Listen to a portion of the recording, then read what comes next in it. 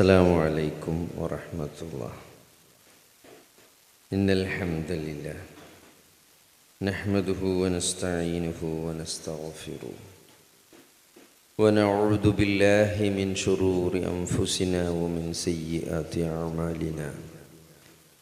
من يهده الله فلا مضل له ومن يضلل فلا هادي له. وأشهد أن لا إله إلا الله وحده لا شريك له وأشهد أن محمدا عبده ورسوله. اللهم صل على محمد وعلى آل محمد كما صليت على إبراهيم وعلى آل إبراهيم وبارك على محمد وعلى آل محمد كما باركت على إبراهيم وعلى آل إبراهيم إنك حميد مجيد.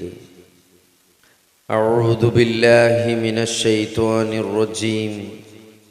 يا أيها الذين آمنوا اتقوا الله حق تقاته ولا تموتن إلا وأنتم مسلمون. يا أيها الناس اتقوا ربكم الذي خلقكم من نفس واحدة وخلق منها زوجها وبث منهما رجالا كثيرا ونساء. واتقوا الله الذي تساءلون به والأرحام إن الله كان عليكم رقيبا. يا أيها الذين آمنوا اتقوا الله وقولوا قولا سديدا يصلح لكم أعمالكم ويغفر لكم ذنوبكم ومن يطع الله ورسوله فقد فاز فوزا عظيما. أما بعد فإن خير الحديث كتاب الله وأحسن الهدي هدي محمد صلى الله عليه وسلم وشر الأمور محدثاتها وكل محدثة بدعة وكل بدعة ضلالة وكل ضلالة في النار. സത്യവിശ്വാസികളെ, സത്യവിശ്വാസിനികളെ, അല്ലാഹു സുബ്ഹാനഹു വ തആലയുടെ എണ്ണമറ്റ അനുഗ്രഹങ്ങൾ ആസ്വദിച്ചുകൊണ്ടാണ് നമ്മളുടെ ഓരോ സെക്കൻഡും നമ്മൾ ജീവിച്ചു കൊണ്ടിരിക്കുന്നത്. ഈ ജീവിതമെന്നത് ഒരു പരീക്ഷണം മാത്രമാണ് എന്ന ഏറ്റവും ശരിയായ തിരിച്ചറിവ് മരണത്തിനു ശേഷമുള്ള ജീവിതമാണ് ഒരിക്കലും അവസാനിക്കാത്തതും എന്നെന്നും നിലനിൽക്കുന്നതും. അതാണ് ശരിയായ ജീവിതമെന്ന് കൃത്യമായി മനസ്സിലാക്കാനും അതിനുവേണ്ടി ഈ ജീവിതത്തിൽ തയ്യാറെടുക്കാനും അത് കൃത്യമായി പഠിപ്പിക്കാനാണ് 1,00,000-ലധികം അമ്പിയാക്കന്മാർ ഭൂമിയിൽ വന്നത്. ഒട്ടനവധി വേദഗ്രന്ഥങ്ങൾ ഭൂമിയിൽ അവതരിച്ചത്. അപ്പം ആ ഒരു ശരിയായ ബോധം ജീവിതത്തിലുടനീളം ഓരോ സെക്കൻഡും നമ്മൾ ജീവിച്ചു കൊണ്ടിരിക്കുന്ന ഈ ജീവിതത്തിലെ ഓരോ സെക്കൻഡും ആ ബോധം ആർക്കാണ് നിലനിർത്താൻ സാധിക്കുന്നത്, ആ ബോധത്തോടെ ആർക്കാണ് പ്രവർത്തിക്കാൻ സാധിക്കുന്നത്, അവനാണ് ഏറ്റവും ബുദ്ധിമാൻ, ഏറ്റവും ഇൻ്റലിജൻ്റ് ആയിട്ടുള്ളൊരു വ്യക്തി എന്ന് പറഞ്ഞത് അയാളാണ്. ലോകത്തിലെ ഏറ്റവും വലിയ അത്ഭുതം എന്താണെന്ന് ചോദിച്ചാൽ ഓരോരുത്തർക്കും ഓരോന്ന് പറയാനുണ്ടാവും അല്ലേ. ചിലർ താജ്മഹലാണ്, ചിലർ പറയും പിസായിലെ ചെരിഞ്ഞ ഗോപുരമാണ്, അല്ലെങ്കിൽ ഓരോരുത്തർ ജീവിതത്തിൽ കണ്ട വലിയ വലിയ അത്ഭുതങ്ങളൊക്കെ തോന്നും. എന്നാൽ ശരിക്കും ഏറ്റവും വലിയ അത്ഭുതം എന്ന് പറഞ്ഞത് മരണം എന്നത് ഏറ്റവും വലിയ യാഥാർത്ഥ്യത്തെ ഏറ്റവും ശരിയായി അറിഞ്ഞവരാണ് നമ്മളെല്ലാവരും. നമ്മുടെ കുടുംബത്തിൽപ്പെട്ട കൂടെ പഠിച്ച എത്രയോ ആളുകൾ നമുക്ക് മുമ്പേ യാത്രയായി. അവരെ ഖബറിലേക്ക് ഇറക്കി വെച്ചവരാണ് നമ്മൾ. അവരുടെ ജനാസ കണ്ടവരാണ് നമ്മൾ. തീർച്ചയായും സംഭവിക്കുമെന്ന് എല്ലാവർക്കും ഉറപ്പിച്ച് പറയാൻ പറ്റിയ ഒരു കാര്യം അത് നമ്മുടെ മരണമാണ്. വേറൊന്നും പറയാൻ പറ്റില്ല. ഞാനിപ്പോൾ ഈ സ്റ്റേജിലേക്ക് ഒരാളുടെ സഹായവുമില്ലാതെ ഒറ്റക്ക് നടന്നു കയറിയാണ്. ഈ പ്രസംഗം അവസാനിപ്പിച്ച് ഒറ്റക്ക് ഞാനിവിടുന്ന് ഇറങ്ങിപ്പോകുമെന്ന് പോലും എനിക്ക് ഉറപ്പിച്ച് പറയാൻ സാധ്യമല്ല. എത്രയോ ആളുകൾ പ്രസംഗത്തിൻ്റെ ഇടയിൽ കുഴഞ്ഞു വീണ് മരിച്ചിട്ടുണ്ട് അല്ലേ? ഞാൻ സംസാരിക്കുമ്പോൾ തന്നെ ലോകത്ത് ഇന്ന് ഈ നേരമാകുമ്പോൾ തന്നെ ലക്ഷക്കണക്കിന് ആളുകൾ സ്ട്രോക്ക് സംഭവിച്ച് ICUകളിലും വെന്റിലേറ്ററുകളിലും വാർഡുകളിലും സംസാരശേഷി നഷ്ടപ്പെട്ട എത്രയോ ലക്ഷക്കണക്കിന് ആളുകൾ ഇന്ന് ലോകത്തുണ്ടായിട്ടുണ്ട്. അപ്പം അതുകൊണ്ട് ഇതൊന്നും നമുക്ക് ആർക്കും ഉറപ്പിച്ച് പറയാൻ പറ്റൂല. പക്ഷേ ഒരു കാര്യം ഉറപ്പാണ്, ഞാൻ മരിക്കും, നിങ്ങൾ മരിക്കുമെന്നത്. അത് നമുക്ക് എല്ലാവർക്കും ഉറപ്പിച്ച് പറയാൻ പറ്റും. അത്രയും ഉറപ്പുള്ള ഒരു യാഥാർത്ഥ്യമാണ് മരണമെന്നത്. എന്നിട്ട് പോലും ആ മരണത്തിന് ശേഷമുള്ള ജീവിതത്തിൽ നമുക്കൊന്ന് ഒരുങ്ങാൻ അത്രയും ഉറപ്പുള്ള കാര്യമാണ്. എന്നിട്ട് പോലും നമുക്ക് ഒന്ന് ഒരുങ്ങാൻ, ആത്മാർത്ഥതയോടെ ഒരുങ്ങാൻ നമുക്ക് സാധിക്കുന്നില്ല എന്നതാണ് ലോകത്തിലെ ഏറ്റവും വലിയ അത്ഭുതം അല്ലേ? നമ്മളൊക്കെ മരണത്തിന് ശേഷം ഒരു ജീവിതത്തിൽ വിശ്വസിക്കുന്നുണ്ട്. എന്നിട്ട് നമ്മളത് മറന്നു പോവുകയാണ്, അല്ലെങ്കിൽ നമ്മളത് അതിനെ ഒരു ഗൗരവത്തിലെടുക്കുന്നില്ല. അത് വലിയൊരു അത്ഭുതം തന്നെയാണ്. കഴിഞ്ഞ ഒരു 2-3 വർഷം മുമ്പ് റമദാനിൽ നോമ്പ് തുറന്ന് തറാവീഹ് നിസ്കാരമൊക്കെ കഴിഞ്ഞ് ഒരു പേഷ്യൻ്റ് വന്നു. അപ്പോൾ അദ്ദേഹത്തിൻ്റെ തുടയെല്ലാണ് പൊട്ടിയിട്ടുള്ളത്. അപ്പോൾ സാധാരണ നമ്മൾ പൊട്ട് കണ്ടാൽ ഇപ്പോൾ ബൈക്ക് ആക്സിഡൻറ്റോ അല്ലെങ്കിൽ എന്തെങ്കിലും തുടയുടെ എല്ല് എന്ന് പറഞ്ഞാൽ നമുക്കറിയാം മനുഷ്യ ശരീരത്തിലെ ഏറ്റവും ഉറപ്പുള്ള എല്ലാണ് തുടൻ്റെ എല്ല്. അപ്പോൾ തുടൻ്റെ എല്ല് പൊട്ടുക എന്ന് പറഞ്ഞാൽ അത്രയും ശക്തിയിൽ ഒരു പരിക്ക് അവിടെ സംഭവിച്ചിരിക്കണം. സാധാരണ ബൈക്ക് ആക്സിഡൻറ്റ്, റോഡ് അപകടങ്ങളിലൊക്കെയാണ് അങ്ങനെ പൊട്ടുള്ളൂ. നല്ല സ്പീഡിൽ വന്ന് അപകടം സംഭവിച്ചാൽ, അല്ലെങ്കിൽ വല്ല തെങ്ങിൻ്റെ മേലെന്നൊക്കെ വീഴണം. ആരോഗ്യമുള്ള ഒരാളെ സംബന്ധിച്ചിട്ട് വയസ്സായ പ്രായമായ വാപ്പാരുമാരൊക്കെ ബാത്റൂമിൽ വീണ് എല്ല് പൊട്ടണിനെ പറ്റിയല്ല ഞാൻ പറയുന്നത്. ഒരു ചെറുപ്പക്കാരനായ ഒരാൾ നോമ്പ് തുറന്ന് ഈ തുടയുടെ എല്ല് പൊട്ടി വന്നപ്പോൾ, അപ്പം എങ്ങനെയാണ് പൊട്ടിയതെന്ന് ചോദിച്ചപ്പം പറഞ്ഞ് നോമ്പ് തുറക്കാൻ ഇങ്ങനെ ഇരിക്കുമ്പോൾ പത്തിരിൻ്റെ പാത്രം കുറച്ച് ദൂരെയാണ്. അപ്പം അതെടുക്കാൻ വേണ്ടി ഒന്നിങ്ങനെ നമ്മൾ നാഞ്ഞ് നോക്കിയതാണ്. അപ്പോൾ ടക്ക് എന്നൊരൊച്ച കിട്ടും. അപ്പം അങ്ങനെ സാധാരണ ഒരാളുടെ തുടൻ്റെ എല്ല് പൊട്ടൂലല്ലോ. അപ്പോൾ എക്സ്റേ കണ്ടാൽ തന്നെ നമുക്ക് മനസ്സിലാവും അത് ഒരു അസുഖം ബാധിച്ച എല്ലാണ്. അപ്പം അങ്ങനെ ഒരു അസുഖമുള്ളത് അദ്ദേഹത്തിന് അറിയില്ല. അസുഖം എന്നോ കുറേ ദിവസങ്ങളായി മാസങ്ങളായി ബാധിച്ച ഒരു അസുഖം അതിൻ്റെ മൂർധന്യാവസ്ഥയിലെത്തി അവസാനം എല്ല് പൊട്ടി.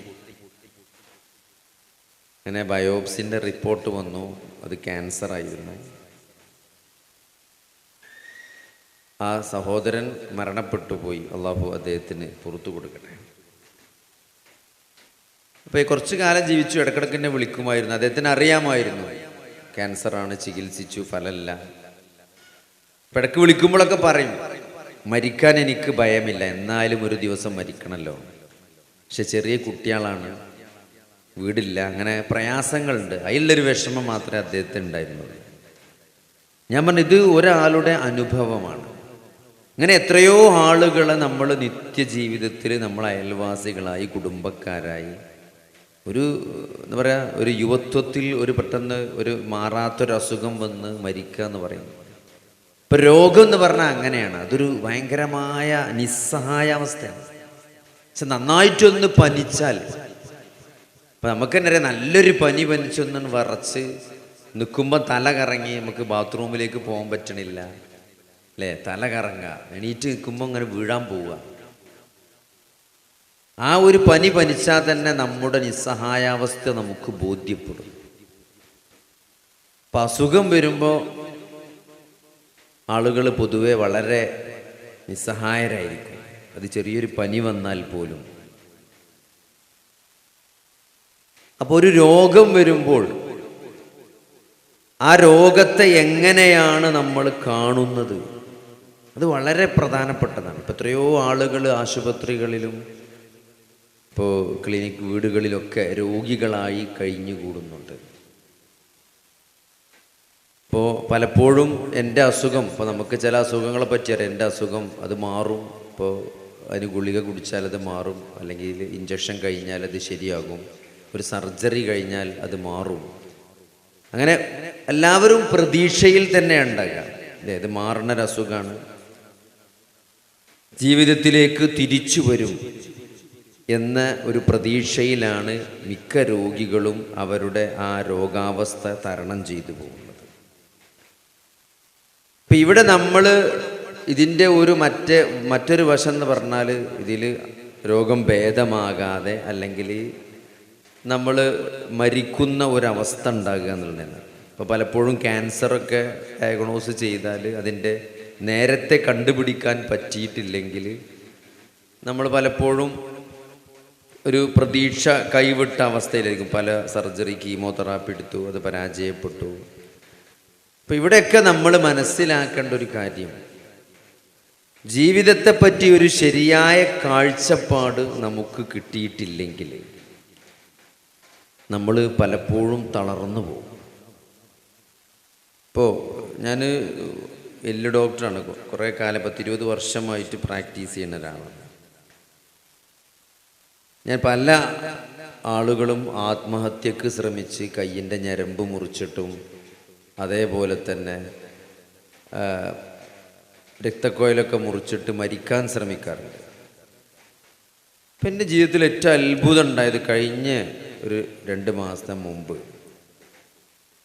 ഒരു 80 വയസ്സായ മനുഷ്യൻ ആത്മഹത്യക്ക് ശ്രമിച്ചത്. ഇത്രയും പ്രായരായ ഒരാളെ ഞാൻ ഇതുവരെ എൻ്റെ ജീവിതത്തിൽ ആത്മഹത്യക്ക് ശ്രമിച്ചത് കണ്ടിട്ടില്ല. 80 വയസ്സ്. എന്നിട്ട് അദ്ദേഹത്തിനോട് ആരോ പറഞ്ഞ് കാലിൻ്റെ ഞരമ്പ് മുറിച്ചാൽ മതി. അങ്ങനെ കാലിൻ്റെ ബാക്കിലെ വിഷവള്ളി ഉണ്ടല്ലോ നമ്മളെ നടക്കണേ, അതാണ് മൂപ്പര് മുറിക്കാൻ ശ്രമിച്ചത്. 4 സ്ഥലത്ത് മൂപ്പര് മുറിച്ചിട്ടുണ്ട്. 80 വയസ്സുള്ളൊരു വയോവർ, കണ്ണൊന്നും ശരിക്കും കാണൂല, അത്രയും പ്രായമായ മനുഷ്യൻ. അപ്പോൾ ഞാൻ അയാളോട് ചോദിച്ചു, എന്തിനാണ് ഇത് മുറിച്ചത്? അപ്പോൾ അയാൾ പറഞ്ഞതെന്താ വെച്ചാൽ, അയാൾ ഭാര്യ മരിച്ചു, ഭാര്യയാണ് ആകെ ഉണ്ടായിരുന്നൊരു ആശ്രയം. ഇപ്പോൾ ഭാര്യ മരിച്ചിട്ട് കുറച്ച് ദിവസമായി. ഇപ്പം മക്കൾക്ക് ഞാനൊരു ഭാരമാണ് എന്ന് മൂപ്പർക്ക് തന്നെ ഒരു തോന്നൽ. അതെന്താ വെച്ചാൽ, ഈ സാധാരണ നമ്മളെ നാട്ടിലൊക്കെ ആണുങ്ങളാണ് മരിച്ചു പോവുക, പെണ്ണുങ്ങളാണ് എപ്പോഴും ബാക്കിയാകുക. പെണ്ണുങ്ങൾ ബാക്കിയായാൽ പെണ്ണുങ്ങളെ, നമ്മളെ വല്യമ്മാനെ അല്ലെങ്കിൽ നമ്മളെ അമ്മാരെയൊക്കെ മാനേജ് ചെയ്യാൻ കുറച്ചും കൂടി ഈസിയാണ്. കുറച്ച് പേരക്കുട്ടികളും ഒക്കെ ഉണ്ടായാൽ ഉമ്മ അങ്ങനെയാണ് ജീവിച്ച് പോയിക്കോളും. പക്ഷെ ആണുങ്ങളെ സംബന്ധിച്ചിടത്തോളം ഒരു ഭാര്യ മരിച്ചു പോവുക എന്ന് പറഞ്ഞാൽ അയാളെ ഇഷ്ടാനിഷ്ടങ്ങൾ അറിയുന്ന ഒരാളാണ് പോയത്. അതിന് പകരം ഒരാൾക്കും നമ്മൾ ആരെ കൊണ്ടെന്ന് വെച്ചാലും അത് പൂർണ്ണമാവില്ല. പലപ്പോഴും അവർ അസ്വസ്ഥരും മാനസികമായി നിരാശരൊക്കെ ആയിരിക്കും. അവരെ മാനേജ് ചെയ്യാൻ മക്കൾക്കൊക്കെ പ്രയാസമായിരിക്കും. നമ്മാനെ മാനേജ് ചെയ്യാൻ കുറച്ചും കൂടി ഈസി ആയി കാര്യം. അതുകൊണ്ട് മരിക്കാൻ നല്ല എപ്പോഴും ആണുങ്ങൾ തന്നെയാണ്. എന്നാൽ ബാക്കിയുള്ളവർക്ക് നമ്മൾ മാനേജ് ചെയ്യാൻ സുഖമായിരിക്കും. ഞാൻ അദ്ദേഹം പറഞ്ഞാൽ ഭാര്യ മരിച്ചു, അപ്പോൾ അദ്ദേഹത്തിനൊരു ഒറ്റപ്പെടൽ തോന്നുന്നുണ്ട്. നിങ്ങൾ ആലോചിക്കുക, ഇപ്പോൾ നമ്മൾ കൗൺസിലിങ്ങിന് വരുന്ന ആൾക്കാരൊക്കെ എടുത്ത് നോക്കിയാൽ പണ്ടൊന്നുമില്ലാത്ത വിധം ചെറിയ ചെറിയ കുട്ടികൾ. അപ്പം നമ്മൾ ഈ കുട്ടികൾ എന്നൊക്കെ പറഞ്ഞാൽ അങ്ങനെ കളിച്ച് നടക്കുന്ന ഒരു പ്രായമല്ലേ, വേറെ ഒന്നിനെപ്പറ്റി ആലോചന അല്ലല്ലോ. അങ്ങനെ കളിച്ചാൽ അങ്ങനെ ഒരു കളി കഴിഞ്ഞാൽ അടുത്ത കളി. ആ ഒരു പ്രായത്തിലുള്ള കുട്ടികൾ മുതൽ ഈ പറഞ്ഞ 80-90 വയസ്സുള്ള ആളുകൾ വരെ കൗൺസിലിങ്ങിന് വരികയാണ്. അവർക്ക് നിരാശയാണ്, വിഷമാണ്, മാനസിക സമ്മർദ്ദങ്ങളാണ്. ഇതൊന്നും മുമ്പില്ലാത്തതാണ്. ഞാൻ പറഞ്ഞത് ലോകാരോഗ്യ സംഘടന ആരോഗ്യത്തെ നിർവചിക്കുന്നത് മാനസികവും ശാരീരികവുമായ ഒരു നല്ല അവസ്ഥക്കാണ് ആരോഗ്യം എന്ന് പറയുന്നത്. വെറും രോഗമില്ലാത്ത അവസ്ഥ എന്ന് മാത്രമല്ല, മനസ്സിനും നല്ലൊരു ആരോഗ്യം വേണം. അതില്ലെങ്കിൽ രോഗമാണ്. കഴിഞ്ഞ കുറച്ച് കാലം മുമ്പ് ഒരു രോഗി എൻ്റെ ക്യാബിനിൽ കയറി വന്നു. അപ്പം അതിൻ്റെ അപ്പുറത്തൊരു സൈക്യാട്രിസ്റ്റ് ഇരിക്കുന്നുണ്ട്. അപ്പോൾ ഇനി മാറി കയറി വന്നതാണെന്നാണ് ഞാൻ വിശ്വസിക്കുന്നത്. അയാൾ അവിടെ വന്നിരുന്നിട്ട് പറഞ്ഞു, അപ്പം എന്താ ബുദ്ധിമുട്ട് ചോദിച്ചു. അപ്പോൾ എന്നോട് പറഞ്ഞു, എൻ്റെ മനസ്സ് മോഷണം പോവുകയാണ്. അത് ആലോചിക്കാൻ തന്നെ പറ്റുന്നില്ല. മനസ്സ് മോഷണം പോവുകയും ആ ഞാൻ ചിന്തിക്കുന്നതൊക്കെ വേറെ ആൾക്കാർക്ക് മനസ്സിലാകുന്നുണ്ട്. അല്ലേ, നിങ്ങൾ ആലോചിച്ച് നോക്കി എന്താപ്പം എൻ്റെ അവസ്ഥ. നിങ്ങളിപ്പോൾ ഇങ്ങനെ മനസ്സിലാലോചിക്കണ കാര്യം എനിക്ക് മനസ്സിലാകുന്നുണ്ട് എന്ന് പറഞ്ഞാൽ പിന്നെ നിങ്ങളെ അവസ്ഥ എന്താണ്? അപ്പം അയാൾ പറയാം, എൻ്റെ മനസ്സിലുള്ളതൊക്കെ വേറുള്ളവർ മനസ്സിലാക്കുന്നുണ്ട്. ഭാര്യ, ഞാൻ ചിന്തിക്കണത് എൻ്റെ ഭാര്യയ്ക്ക് മനസ്സിലാക്കുന്നുണ്ട്. അങ്ങനെ അയാൾ ഭയങ്കരമായ അസ്വസ്ഥനാണ്. അപ്പം ഞാൻ എന്നത് തുടങ്ങിയ ചോദിച്ചു. അപ്പോൾ അയാൾ ഒരു അറബിൻ്റെ വീട്ടിലെ ഡ്രൈവറാണ്, കാലങ്ങളായി ഡ്രൈവറാണ്. അറബിക്ക് ഭയങ്കര ഇഷ്ടമാണ് അയാളെ നാട്ടിൽ പോകാൻ അറബി സമ്മതിക്കൂല, അത്ര ഇഷ്ടമാണ് അറബിക്ക്. അങ്ങനെ കുറേ കഴിഞ്ഞപ്പോൾ എന്തായാലും നാട്ടിൽ പോകണ്ടേന്ന് വിചാരിച്ച് എന്ത് ചെയ്തു, വേറെ ഡ്രൈവറെ അവിടെ പകരം വെച്ചിട്ടാണ് മൂപ്പര് വരുന്നത്. അപ്പോൾ ആ പകരം വെച്ച ആൾ മൂപ്പർക്ക് എന്തോ ചെയ്തുകണെന്നുള്ളതാണ്, എന്തോ. അപ്പോൾ എന്നോട് പറയാൻ, ഞാൻ ഇപ്പം ഇങ്ങോട്ട് പരിശോധിക്കാൻ വേണ്ടി വരുമ്പം ആ പുറത്ത് അറബി നിൽക്കുന്നുണ്ടെന്ന് എന്നോട് പറഞ്ഞു. അവിടെ അങ്ങനെ ദൂരത്തിൻ്റെ നോക്കി നിൽക്കുന്നുണ്ട്. അപ്പോൾ സംഭവം മാനസികമാണ്. ഞാൻ പറഞ്ഞു വരുന്നത് എന്താ വെച്ചാൽ, ഇപ്പം ഞാൻ ഭാര്യനെ വിളിച്ചു, ഭാര്യ കൂടെ ഉണ്ട്. ഭാര്യ പറഞ്ഞാൽ അയാളപ്പോൾ ഉറങ്ങാൻ പോലും പറ്റൂല ഡോക്ടർ, അയാൾ രാത്രി ചങ്കിന് പിടിച്ച് നിൽക്കുന്ന, ഉറക്കത്തിൽ നീച്ച് കണ്ട്. എന്ത് ധൈര്യത്തിലാണ് അയാളപ്പോൾ നമ്മൾ കിടക്കാന്ന്. നിങ്ങൾ ആലോചിച്ചു, ഇതൊക്കെ ഓരോ അസുഖങ്ങളാണ്. അപ്പം ഇതൊന്നുമില്ലാതെ ഇന്ന് രാവിലെ സഹോദരങ്ങൾ, ഇന്ന് രാവിലെ മുതൽ ഈ നേരം വരെ വലിയൊരു പ്രശ്നമൊന്നുമില്ലാതെ നമ്മൾ രാവിലെ എഴുന്നേറ്റു അല്ലേ. എത്രയോ ആളുകൾ ഇന്ന് രാവിലെ ഉറക്കമുണർന്നിട്ടില്ല. ഉറക്കമുണരാത്ത എത്രയോ ആളുകളുണ്ട്. ഉറക്കത്തിൽ സ്ട്രോക്ക് സംഭവിച്ചു പോയ എത്ര ആളുകൾ ഇന്നുണ്ടായിട്ടുണ്ട്. ഇന്ന് രാവിലെ ടോയ്ലറ്റിൽ പോയിട്ട് മൂത്രം പോകാതെ എത്രയോ ആളുകൾ കാഷ്വാലിറ്റിയിൽ പല ഹോസ്പിറ്റലുകളുടെയും എമർജൻസിയിൽ വന്നിട്ടുണ്ട്. മൂത്രം പോകാത്തതിൻ്റെ പേരിൽ, ഭക്ഷണം ഇറങ്ങാത്തതിൻ്റെ പേരിൽ, അങ്ങനെ എന്തെല്ലാം പ്രയാസങ്ങളും പ്രതിസന്ധികളുമായി ഒട്ടനവധി ആളുകൾ ഇന്ന് ചികിത്സ തേടിയിട്ടുണ്ട്. ഇതൊന്നുമില്ലാതെ, ഒരു പ്രശ്നമില്ലാതെ നമ്മൾ രാവിലെ എണീറ്റ് അല്ലേ, ബാത്റൂമിൽ പോയി, നമുക്കൊരു ബുദ്ധിമുട്ടുണ്ടായിട്ടില്ല. എന്തുകൊണ്ട് സഹോദരങ്ങളെ നമ്മുടെ മനസ്സിൻ്റെ ഉള്ളിൽ നിന്ന് ഇത്രയും അനുഗ്രഹങ്ങൾ നമുക്ക് ചെയ്തു വന്ന ഈ പ്രപഞ്ച സൃഷ്ടാവായ അള്ളാഹുവിനോട് മനസ്സിൻ്റെ ഉള്ളിൽ തട്ടിയിട്ടൊരു അൽഹംദുലില്ലാ എന്ന് ആത്മാർത്ഥമായിട്ട് നമുക്ക് പറയാൻ സാധിച്ചിട്ടുണ്ടോ? നമ്മൾ ഉണർന്നെണീക്കുമ്പം അൽഹംദുലില്ലാഹില്ലദീ, നമ്മൾ അങ്ങനെ പ്രാർത്ഥന നമ്മൾ പഠിച്ചിട്ടുണ്ട് അല്ലേ. പക്ഷെ ആ പ്രാർത്ഥന നമ്മളെ ഉള്ളിൽ തട്ടിയിട്ട് നമുക്ക് പ്രാർത്ഥിക്കാൻ സാധിച്ചിട്ടുണ്ടോ? അത് നമ്മൾ സീരിയസ് ആയിട്ട് ആലോചിക്കേണ്ടതാണ്. നമ്മളെ സൃഷ്ടാവിനെ, നമ്മളെ റബ്ബിനെ, നമ്മളെ സൃഷ്ടിച്ച് 2 കോശങ്ങളിൽ നിന്ന് നമ്മളെ ഈ രൂപത്തിലേക്ക് എത്തിച്ച ഒരു സൃഷ്ടാവിനെ നമ്മൾ ജീവിതത്തിൽ നമ്മളെന്താണ്, നമ്മൾ ചേർന്ന് ആ പ്രപഞ്ച സൃഷ്ടാവിനോടാണ് നമ്മൾ ചേർന്ന് നിൽക്കേണ്ടത്. നമ്മൾ ആ റബ്ബിനെ അത്രയും സ്നേഹിക്കാൻ നമുക്ക് സാധിക്കേണ്ടതുണ്ട്. ഇപ്പം രാവിലെ എണീക്കുമ്പോൾ അള്ളാഹുവിൻ്റെ റസൂൽ ഇന്ന ഫീ ഖൽഖിസ് സമാവാതി വൽ അർളി വഖ്തിലാഫിൽ ലൈലി വന്നഹാരി ലആയാതിൻ ലിഉലിൽ അൽബാബ് എന്ന സൂറത്തു ആലു ഇമ്രാൻ്റെ അവസാനത്തെ 10 ആയത്ത് നബി സല്ലല്ലാഹു അലൈഹി വസല്ലമ ഓതാറുണ്ടായിരുന്നതാണ്. നിങ്ങളത് രാവിലെ സുബൈക്ക് തഹല എണീക്കുമ്പം ആ ഒരു 10 ആയത്ത് കാണാതെ അല്ലെങ്കിൽ കണ്ടിട്ടോ നിങ്ങൾ ഓതുമ്പം നിങ്ങൾ ആലോചിച്ച് നോക്കി, ഈ പ്രപഞ്ചത്തിനൊരു സൃഷ്ടാവുണ്ട്. ആ പ്രപഞ്ച സൃഷ്ടാവാണ് എന്നെയും നിങ്ങളെയും സൃഷ്ടിച്ചത്, എന്നെയും നിങ്ങളെയും പരിപാലിക്കുന്നത്. അല്ലേ? നമ്മളിപ്പോൾ ഒരു കോഴിമുട്ട, നിങ്ങൾ ആലോചിക്കുക, ഒരു കോഴിമുട്ട ഇഷ്ടമല്ലാത്ത ആൾക്കാരുണ്ടാവില്ല. അത് പുഴുങ്ങി തിന്നണോലുണ്ടാവും, ഓംലെറ്റ് അടിക്കണോലുണ്ടാവും, ബുൾസൈ ആക്കണോലുണ്ടാവും, അത് ബ്രെഡിൻ്റെ അടിയിൽ വെക്കണോലുണ്ടാവും, പലതരത്തിലുള്ള മുട്ട തിന്നാത്തവരുണ്ടാവും. ആ കോഴിമുട്ട ഒരു 10-20 ദിവസം ഒരു കോഴീൻ്റെ, ഒരു 21 ദിവസമൊക്കെ ആ കോഴീൻ്റെ അകിടിൽ വെച്ച് കൊടുത്താൽ ആ ചൂട് തട്ടിക്കഴിഞ്ഞാൽ പിന്നെ ആ മുട്ടയിൽ നിന്ന് വരുന്നത് ഒരു കോഴിക്കുഞ്ഞാണ്, അല്ലേ? ചെറിയ ചെറിയ ചുണ്ടുള്ള, കാലുള്ള, ചിറകുള്ള ഒരു കോഴിക്കുഞ്ഞാണ് ആ 21 ദിവസം കൊണ്ട് ആ കോഴിമുട്ടയിൽ നിന്ന് പുറത്തു വരുന്നത്. ആ മുട്ട പൊട്ടിക്കുന്നത് ആരാണ്? നിങ്ങൾ ആലോചിച്ചിട്ടുണ്ട്? ആ കോഴിമുട്ട അത്യാവശ്യം ഉറപ്പൊക്കെ ഉണ്ട് കോഴിമുട്ടക്ക്. ആ മുട്ടയുടെ തോട് പൊട്ടിച്ചിട്ടാണ് ആ കുട്ടി പുറത്തേക്ക് വരുന്നത്. ഇന്നിപ്പോൾ കോഴിയൊക്കെ കുറവാണ്. പണ്ടൊക്കെ ആണെങ്കിൽ എല്ലാ വീട്ടിലും കോഴി ഉണ്ടാവും. ഇന്നിപ്പോൾ കോഴി ഈ കൊലായ്മലൊക്കെ തൂർന്നോണ്ടേക്കാരം ഇപ്പോൾ കോഴിനൊന്നും ആർക്കും പറ്റൂല. വണ്ടി മഴക്കാലം വന്നാൽ ഫുള്ള് കൊലായ്മ കോഴിക്കാരം.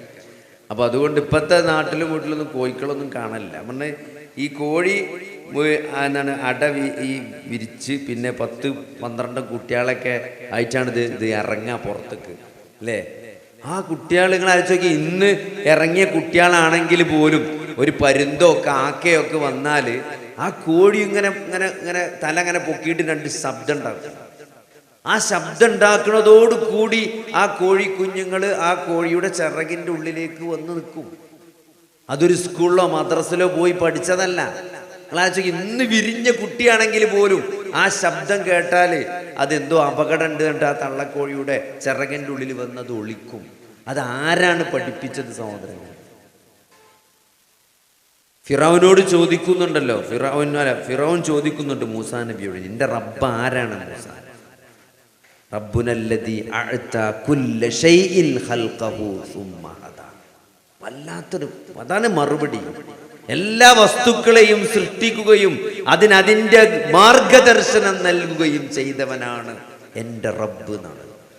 റബ്ബ് എന്ന് പറഞ്ഞത്, റബ്ബ് എന്ന് പറഞ്ഞാൽ തന്നെ ആ വാക്കുകൾ നോക്കി, നമ്മൾ എങ്ങനെയാണ് പടച്ചോനെ നമ്മൾ അറിയില്ല എന്ന് പറയാം. ഒരു ദിവസം നമ്മൾ എത്ര പ്രാവശ്യം ഫാത്തിഹ ഓതുന്നുണ്ട് നിസ്കാരത്തിൽ. ഇന്നിപ്പോൾ മഗ്‌രിബിന് നിങ്ങൾ 3 ഫാത്തിഹ ഓതി. സുന്നത്ത് നിസ്കരിച്ചവനാണെങ്കിൽ 5 ഫാത്തിഹ ഓതിയിട്ടാണ് ഇപ്പം നിങ്ങൾ സൂര്യൻ അസ്തമിച്ചിട്ട് ഇങ്ങോട്ട് വരുന്നത്. അൽഹംദുലില്ലാഹി റബ്ബിൽ ആലമീൻ, അല്ലെ ബിസ്മില്ലാഹിർ റഹ്മാനിർ റഹീം. അവിടെ തന്നെ റഹ്മാനും റഹീമും എന്നാ പറഞ്ഞത്. അത് കഴിഞ്ഞ് അൽഹംദുലില്ലാഹി റബ്ബിൽ ആലമീൻ, റബ്ബുൽ ആലമീൻ എന്ന് വേറൊരു വാക്ക്.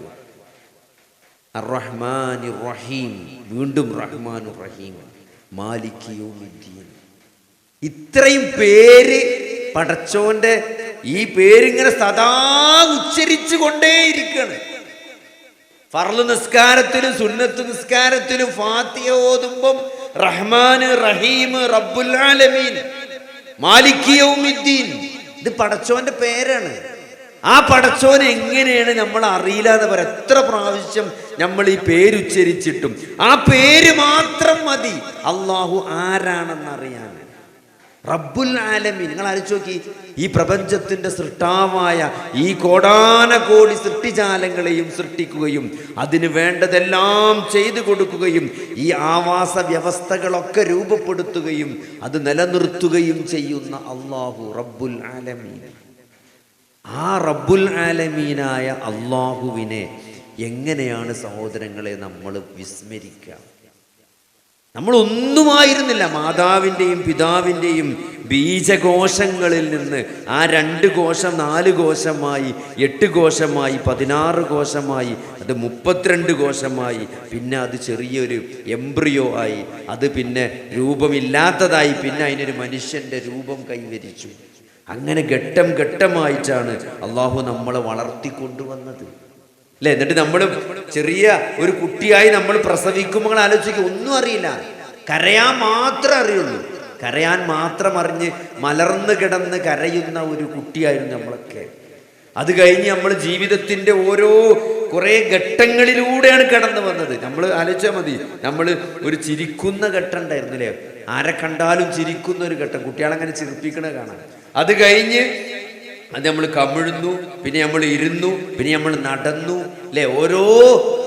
ഓരോ ഘട്ടങ്ങളിലാണ്. കഴുത്തുറച്ചു, എപ്പോഴും ആളുകൾ ചോദിക്കും കുട്ടീൻ്റെ കഴുത്തുറച്ചിട്ടില്ലേന്ന്. ചില കുട്ടികളെങ്ങനെ എടുത്തുകൊണ്ടുപോകുമ്പോൾ ആൾക്കാർ ചോദിക്കും എന്തെപ്പോഴും കഴുത്തുറച്ചിട്ടില്ലെന്ന്. അതൊരു ലാൻഡ്മാർക്കാണ് കഴുത്തുറക്കുക എന്ന് പറഞ്ഞാൽ. അത് ഉറച്ചിട്ടില്ലെങ്കിൽ ചില അപകടങ്ങൾ നമ്മളെ കാത്തിരിക്കുന്നുണ്ട്. അങ്ങനെ ഓരോ ഘട്ടങ്ങളിൽ അല്ലേ, ഇപ്പോൾ നമ്മളെ കുട്ടി കുറച്ച് വലുതായി കാര്യങ്ങളൊക്കെ മനസ്സിലാകും. ഇപ്പോൾ നമ്മളെ കുട്ടി നമ്മളെ കൂടെ കാറിൽ ഇങ്ങനെ വരുമ്പം നമ്മളെ മെയിൻ റോഡിൽ നിന്ന് പോക്കറ്റ് റോഡിലേക്ക് ഇങ്ങനെ തിരിയുമ്പം കുട്ടിക്ക് മനസ്സിലാവും ഇതാ നമ്മളെ വീട്ടിലേക്കുള്ള വഴി എത്തിയിടുന്നു. അപ്പോൾ കുട്ടി ഇങ്ങനെ സന്തോഷം പ്രകടിപ്പിക്കും. അപ്പോൾ നമുക്ക് സന്തോഷമാണ്. കാരണം എന്താ, നമ്മളെ കുട്ടിക്ക് ബുദ്ധിയുണ്ട്, ഓന് മനസ്സിലാകുന്നുണ്ട്, ഓൻ റോട്ടിലേക്കുള്ള വഴി മനസ്സിലാകുന്നുണ്ട്, വീട്ടിലേക്കുള്ള വഴി മനസ്സിലാകുന്നുണ്ട്. അത് കഴിഞ്ഞ് നമ്മൾ മൂത്രമൊഴിക്കുന്നു, പാമ്പേഴ്സ് കെട്ടിയൊരു സമയം ഉണ്ടായി, പിന്നെ പാമ്പേഴ്സ് കെട്ടാതായി അല്ലേ, രാത്രി മാത്രം കെട്ടാൻ തുടങ്ങി, പിന്നെ രാത്രിയും പാമ്പേഴ്സ് ഒഴിവാക്കി, ധൈര്യമായി എവിടെ പോയാലും മൂത്രമൊഴിക്കൂലെന്ന്. കാരണം കുട്ടി ബ്ലാഡറിന് കൺട്രോൾ വന്നു അല്ലേ, മലമൂത്ര വിസർജനം കുട്ടിക്ക് നിയന്ത്രിക്കാൻ മനസ്സിലായി. ഇതൊക്കെ ഇങ്ങനെ ഘട്ടങ്ങളായി നമ്മൾ കൈവരിച്ചതാണ്. നിങ്ങൾ ആലോചിച്ച് നോക്കി, ഇതൊക്കെ വീണ്ടും തല തിരിയും. വാർദ്ധക്യത്തിലെത്തുമ്പോൾ ഇതൊക്കെ തല തിരിഞ്ഞു പോകും. നിങ്ങൾ ഒരു 75 വയസ്സ് 80 വയസ്സുള്ള ആൾക്കാർ OP-യിൽ വരുമ്പോൾ ഞാൻ ചോദിക്കും എന്താ ഇപ്പോൾ പ്രയാസം? പഴയ പോലെ അങ്ങോട്ട് നടക്കാൻ പറ്റണില്ല, അതന്നെ. പിന്നെ ചില ആൾക്കാർ പറയും ബാലൻസ് ഇല്ല, ഇപ്പം അങ്ങനെയൊന്നും നിസ്കരിക്കാൻ പോലില്ല, പുറത്തേക്കൊന്നും വീഴും 2 വട്ടം വീണു, പിന്നെ ഇപ്പം പേടിയാണ്. ഒരു 80-85 വയസ്സുള്ള ആളെ പ്രശ്നമാണിത്, പേടിയാണ്, നടക്കുമ്പം വീഴുന്ന് പേടിയാണ്. അതുകൊണ്ട് അങ്ങനെ പുറത്തേക്ക് പോലില്ല. ഇപ്പോൾ മക്കളൊക്കെ ചീത്ത പറയാണ്, എവിടെയെങ്കിലും പോയി കുത്തിമറിഞ്ഞ് 3 നിലാക്കുണ്ടാക്കണ്ട, ഇനി പോൽക്കൊരു വിഷമം വേണ്ട പോണില്ല. നമ്മൾ പണ്ട് നടന്ന് മൂന്നിട്ടാണ് നമ്മൾ നീച്ച് പോയത്, അതേമാതിരി പിന്നെ നീച്ച് നടക്കണമെന്ന് പിന്നെ നമ്മൾ മുഖാൻ തുടങ്ങി. നമുക്ക് മൂത്രം അറിയാണ്ട് പോകും. ചില ആൾക്കാരെന്താ പറയാ, പഴയ പോലെ മൂത്രത്തിനൊരു കൺട്രോൾ ഇല്ല ഡോക്ടർ, അത് ചിലപ്പോൾ അറിയാണ്ടൊക്കെയാണ് പോവുകയാണ്. 90 വയസ്സായ ഒരാളോട് നിങ്ങൾ ചോദിച്ചു നോക്കി, അയാളെ പ്രശ്നം അതാണ്, മൂത്രം പോവാണ്. നമ്മളൊരവസ്ഥ അങ്ങനെയായിരുന്നു, അതിന് നമ്മൾ കരകയറി വീണ്ടും ആ അവസ്ഥയിലേക്ക് നമ്മൾ തിരിച്ചു വന്നു. ഇതൊക്കെ അള്ളാഹു പറഞ്ഞാണ്, ആ അവസ്ഥയിലേക്ക് നിങ്ങളെ ഞാൻ തിരിച്ചു കൊണ്ടുവരും. ഇതൊക്കെ മനുഷ്യന്റെ ജീവിതത്തിന്റെ ഓരോ ഈ ഘട്ടങ്ങളൊക്കെ സംവിധാനിച്ച ആ അല്ലാഹു സുബ്ഹാനഹു വ തആലയെ നമ്മളിങ്ങനെ സ്ഥിരമായിട്ട് നമ്മളെ നാവ് കൊണ്ട് ഉച്ചരിക്കുന്ന ഈ റഹ്മാനായ റഹീമായ റബ്ബുൽ ആലമീനായ മാലിക് യൗമിദ്ദീൻ. ഞാൻ അങ്ങനെ പലപ്പോഴും ഈ മാലിക് യൗമിദ്ദീൻ എന്ന് പടച്ചോൻ, പിന്നെ റഹ്മാനും റഹീമൊക്കെ ആയിക്കോട്ടെ, റബ്ബുൽ ആലമീനൊക്കെ നമുക്ക് പടച്ചോനെ പറ്റി മനസ്സിലാവും. എന്നാൽ ഈ മാലിക് യൗമിദ്ദീൻ എന്തിനാ അപ്പം നമ്മളെ കൊണ്ട് ഇങ്ങനെ പറയിപ്പിക്കണമെന്ന് തോന്നി. സഹോദരങ്ങളെ, മാലിക് യൗമിദ്ദീൻ എന്ന് പറയുമ്പം ശരിക്കും നമുക്ക് മനസ്സിലാക്കേണ്ട ഒരു കാര്യമുണ്ട്.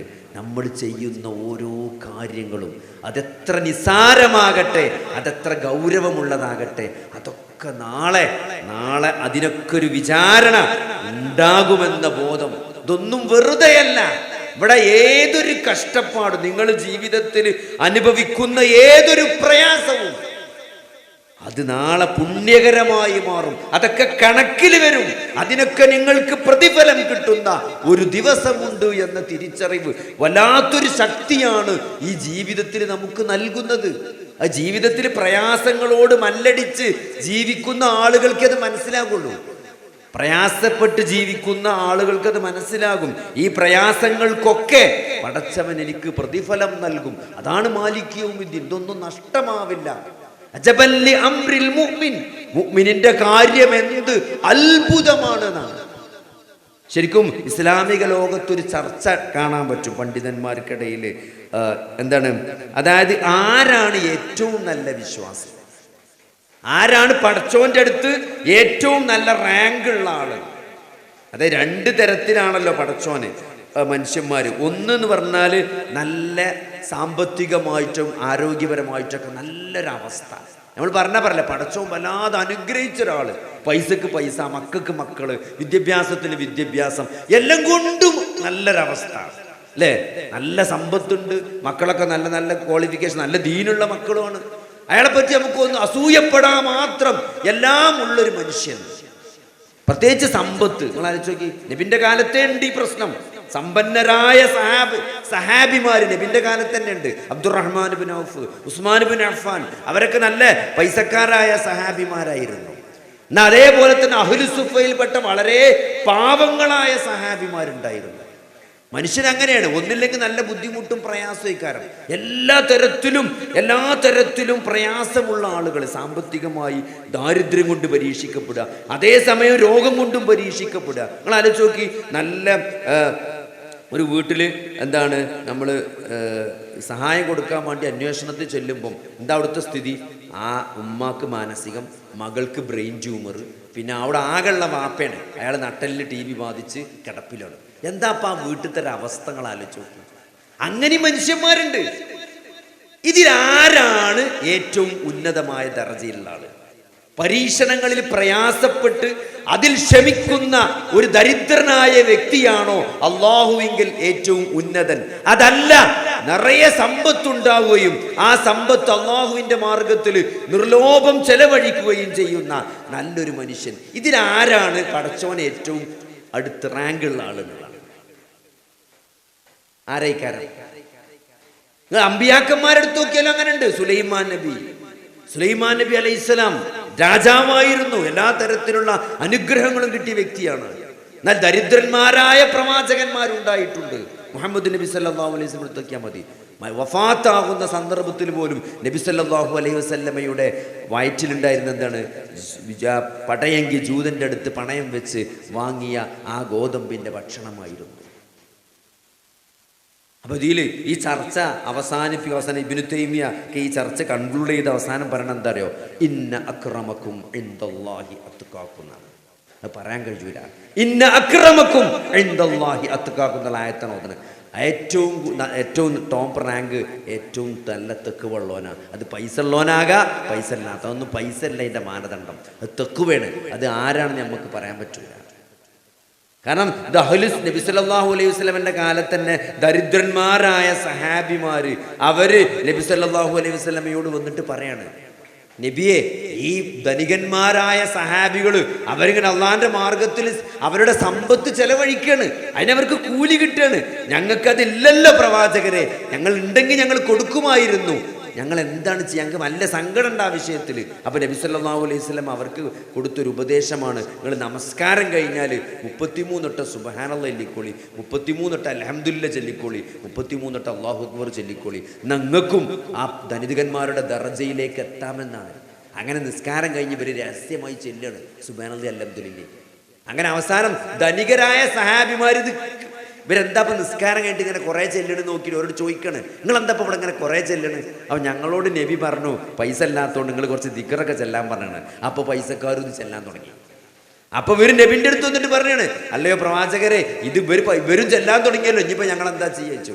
ദാലിക ഫദ്ലുല്ലാഹ് യുഅ്തീഹി മൻ യശാ. അത് അള്ളാൻ്റെ ഫദ്ലാണ്. അത് അള്ളാഹ് ഉദ്ദേശിക്കുന്നവർക്ക് കൊടുക്കുക. അതിന് നമുക്കൊന്നും ചെയ്യാൻ പറ്റില്ല. അപ്പം ഞാൻ പറഞ്ഞു, മനുഷ്യൻ ഈ 2 ദറജയിലാണ്. മനുഷ്യന്മാർ 2 തരത്തിലാണ് ദുനിയാവിലുണ്ടാകുക. ഒന്ന് നല്ല നല്ല എല്ലാ അനുഗ്രഹങ്ങളൊക്കെ കിട്ടി നമുക്ക് തോന്നും നല്ല എല്ലാ തരത്തിലും സമ്പത്ത് കൊണ്ടൊക്കെ അനുഗ്രഹിക്കപ്പെട്ട ആളുകൾ. ഒന്ന് ഈ പ്രയാസം സഹിക്കുന്ന ആളുകൾ. അപ്പം ഞാൻ പറഞ്ഞത്, ഈ പ്രയാസത്തിലൂടെ ഈ ജീവിതം മുന്നോട്ട് പോകുന്ന ആളുകളെ സംബന്ധിച്ചിടത്തോളം മാലിക് യൗമിദ്ദീൻ എന്ന് പറഞ്ഞാൽ അത് വല്ലാത്തൊരു പ്രതീക്ഷയാണ്. എല്ലാത്തിനൊക്കെ പ്രതിഫലമുണ്ട്. നമ്മൾ അനുഭവിക്കുന്ന ഓരോ ചെറിയ പ്രയാസങ്ങൾക്ക് പോലും നമുക്ക് പ്രതിഫലം കിട്ടുമെന്നത്, നമുക്ക് നാളെ അള്ളാഹുവിൽ നിന്ന് പുണ്യം ലഭിക്കുമെന്നത്, നമ്മുടെ പാപങ്ങൾ പരിഹരിക്കപ്പെടുമെന്നത്, നമ്മുടെ ദറജ ഉയർത്തപ്പെടുമെന്നത്, നമുക്ക് ഇതിനൊക്കെ അള്ളാഹു നമുക്ക് പരലോകത്ത് വെച്ച് ഇതിനൊക്കെ പകരം നൽകുമെന്നത് വലിയ ഒരു അനുഗ്രഹമാണ്, വലിയ ഒരു എന്താ പറയുക ആശ്വാസമാണ് സത്യത്തിൽ. മാലിക് യൗമിദ്ദീൻ അള്ളാഹു നമ്മളെ കൊണ്ട് ഇങ്ങനെ പറയിപ്പിക്കുന്നതാണ്. നമ്മൾ ചെറുതും വലുതുമായ എല്ലാ നമ്മളെ കർമ്മങ്ങൾക്കും നമ്മൾ നാളെ ഉത്തരം പറയേണ്ടി വരുമെന്നത്. അതുകൊണ്ട് ഈ ജീവിതത്തെ പറ്റി നമുക്ക് നല്ലൊരു കാഴ്ചപ്പാട് ഉണ്ടാകേണ്ടതുണ്ട്. നമ്മളിവിടെ എന്ത് ചെയ്യുകയാണെങ്കിലും സഹോദരങ്ങളെ അത് രേഖപ്പെടുത്തപ്പെടും. ഒന്നുകിൽ അള്ളാഹു അതിന് നമുക്ക് പ്രതിഫലം നൽകും, അല്ലെങ്കിൽ അള്ളാഹു നമ്മൾ ചെയ്തത് തെറ്റാണെങ്കിൽ അതിൻ്റെ പേരിൽ നമ്മൾ ശിക്ഷ ഏറ്റുവാങ്ങേണ്ടി വരും, അത് പുറത്തു തന്നിട്ടില്ലെങ്കിൽ. അതുകൊണ്ട് ഇത് ഒരു കൃത്യമായിട്ട് നമ്മൾ മനസ്സിലാക്കിയിട്ടില്ലെങ്കിൽ നമ്മൾ ഈ ജീവിതത്തിൽ എവിടെയെങ്കിലും നമുക്ക് എന്ത് ചെയ്യും, ഒരു പ്രയാസം സംഭവിക്കുമ്പോൾ നമ്മൾ അവിടെ തട്ടിത്തടഞ്ഞ് വീഴുന്നൊരവസ്ഥ ഉണ്ടാകും. പ്രത്യേകിച്ച് ഈ ഒരു കാലഘട്ടത്തിൽ നമ്മൾ ഇങ്ങനെ കാണുകയാണ്, ഏറ്റവും കൂടുതൽ ആളുകൾ കൗൺസിലിങ്ങിനും അങ്ങനത്തെ കാര്യങ്ങളിലൊക്കെ വരുമ്പം എന്താണ് ഈ ചെറിയ ചെറിയ പ്രശ്നങ്ങളായിരിക്കും. എന്താണ് ഇപ്പോൾ അവരുടെ നിരാശയ്ക്ക് കാരണം? നമുക്ക് കിട്ടാതെ പോയ എന്തോ ഒന്നിൻ്റെ പേരിൽ, അയൽവാസിക്കുണ്ട്, എല്ലാവർക്കും ഉണ്ട്, എനിക്കില്ല. നമുക്ക് കിട്ടാത്തതിൻ്റെ പേരിൽ സങ്കടപ്പെടുക. എത്രയോ അനുഗ്രഹങ്ങൾ അല്ലാഹു നമുക്ക് നൽകിയിട്ടുണ്ട്. അതൊക്കെ നമ്മൾ മറന്നിട്ട് ഇല്ലാത്തതിൻ്റെ പേരിലുള്ള നിരാശ. ഇപ്പോൾ ലോകത്ത് ഏറ്റവും ദീർഘകാലം നടത്തിയ ഒരു പഠനമുണ്ട്.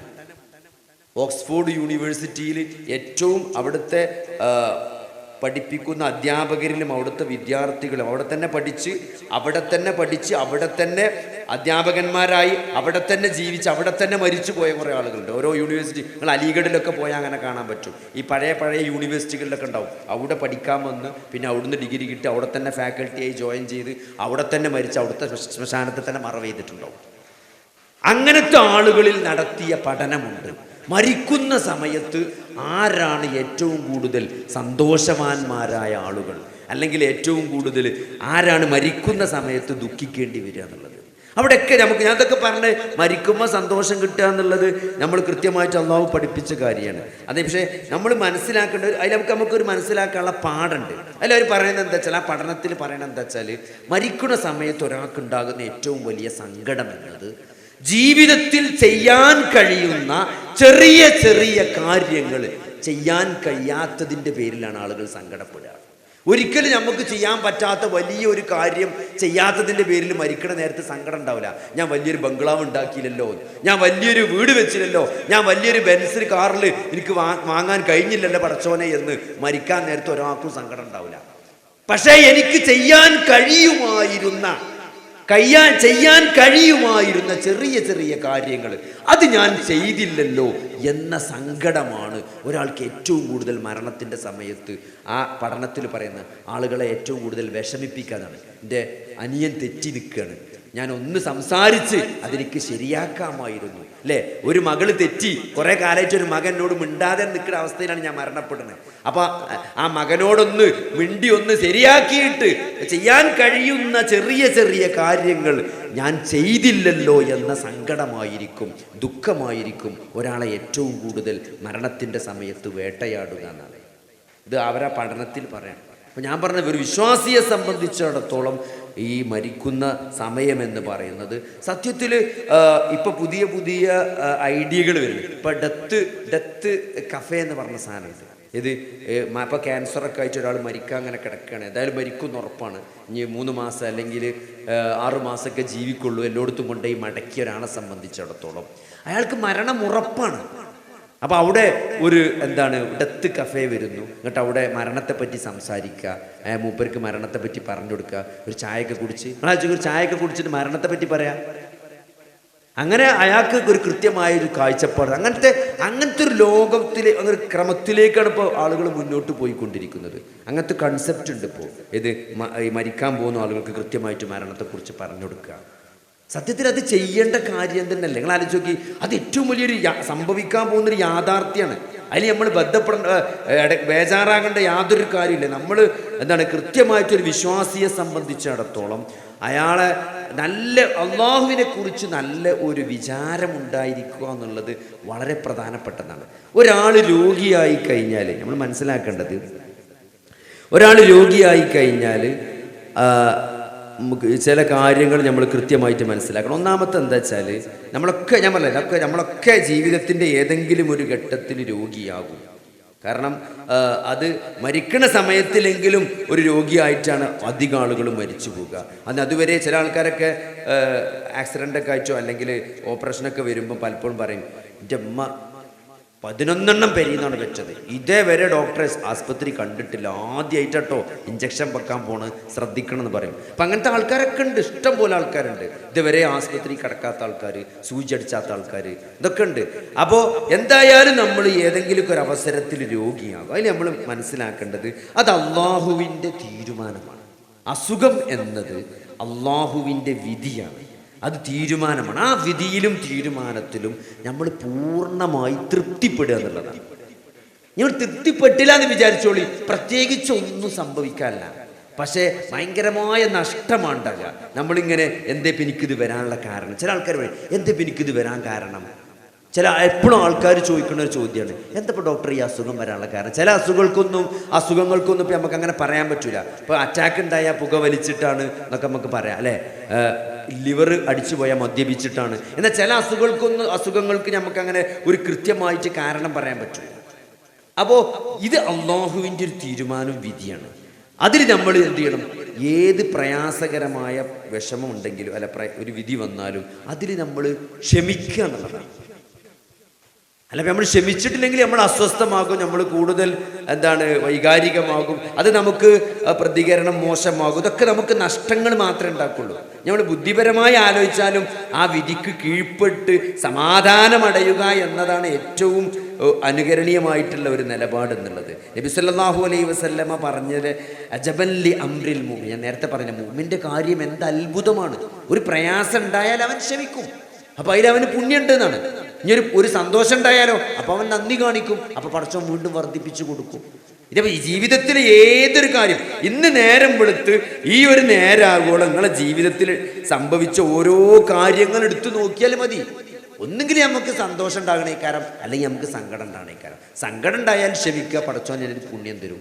സന്തോഷം ഉണ്ടെങ്കിൽ അൽഹംദുലില്ലാ എന്ന് നമ്മൾ ഉള്ളു തുറഞ്ഞൊരു അൽഹംദുലില്ലാ പറയാം. അപ്പോഴും പടച്ചോൻ നമുക്ക് എന്ത് ചെയ്യും? അതിനൊരു പുണ്യം തരും, നമുക്ക് പടച്ചോൻ അനുഗ്രഹങ്ങൾ വർദ്ധിപ്പിച്ചു തരും. രണ്ടാമത്തത് നല്ല ഏത് അവസ്ഥയിൽ, എന്തിപ്പോൾ ക്യാൻസറാണ്, അറ്റാക്കാണ്, എന്ത് തരം, ഇപ്പോൾ ഒരു ആൻജിയോഗ്രാം ചെയ്തു 3 ബ്ലോക്കാണ്, ചില പറയും 3 ബ്ലോക്കാണ്, പിന്നെ ചിലപ്പം ബൈപ്പാസ് ചെയ്യാൻ പോലും പറ്റൂല എന്നൊക്കെ പറഞ്ഞ് പേടിപ്പിച്ചു. എങ്ങനെ എന്ത് പ്രതീക്ഷയില്ലാത്ത ഒരു രോഗനിർണയം നിങ്ങളെ മുമ്പിൽ വന്നാലും സഹോദരങ്ങളെ, ഒരു വിശ്വാസിയെ സംബന്ധിച്ചിടത്തോളം അള്ളാഹുവിൽ അങ്ങേയറ്റം പ്രതീക്ഷയുള്ളവനാണ് വിശ്വാസി എന്നാൽ.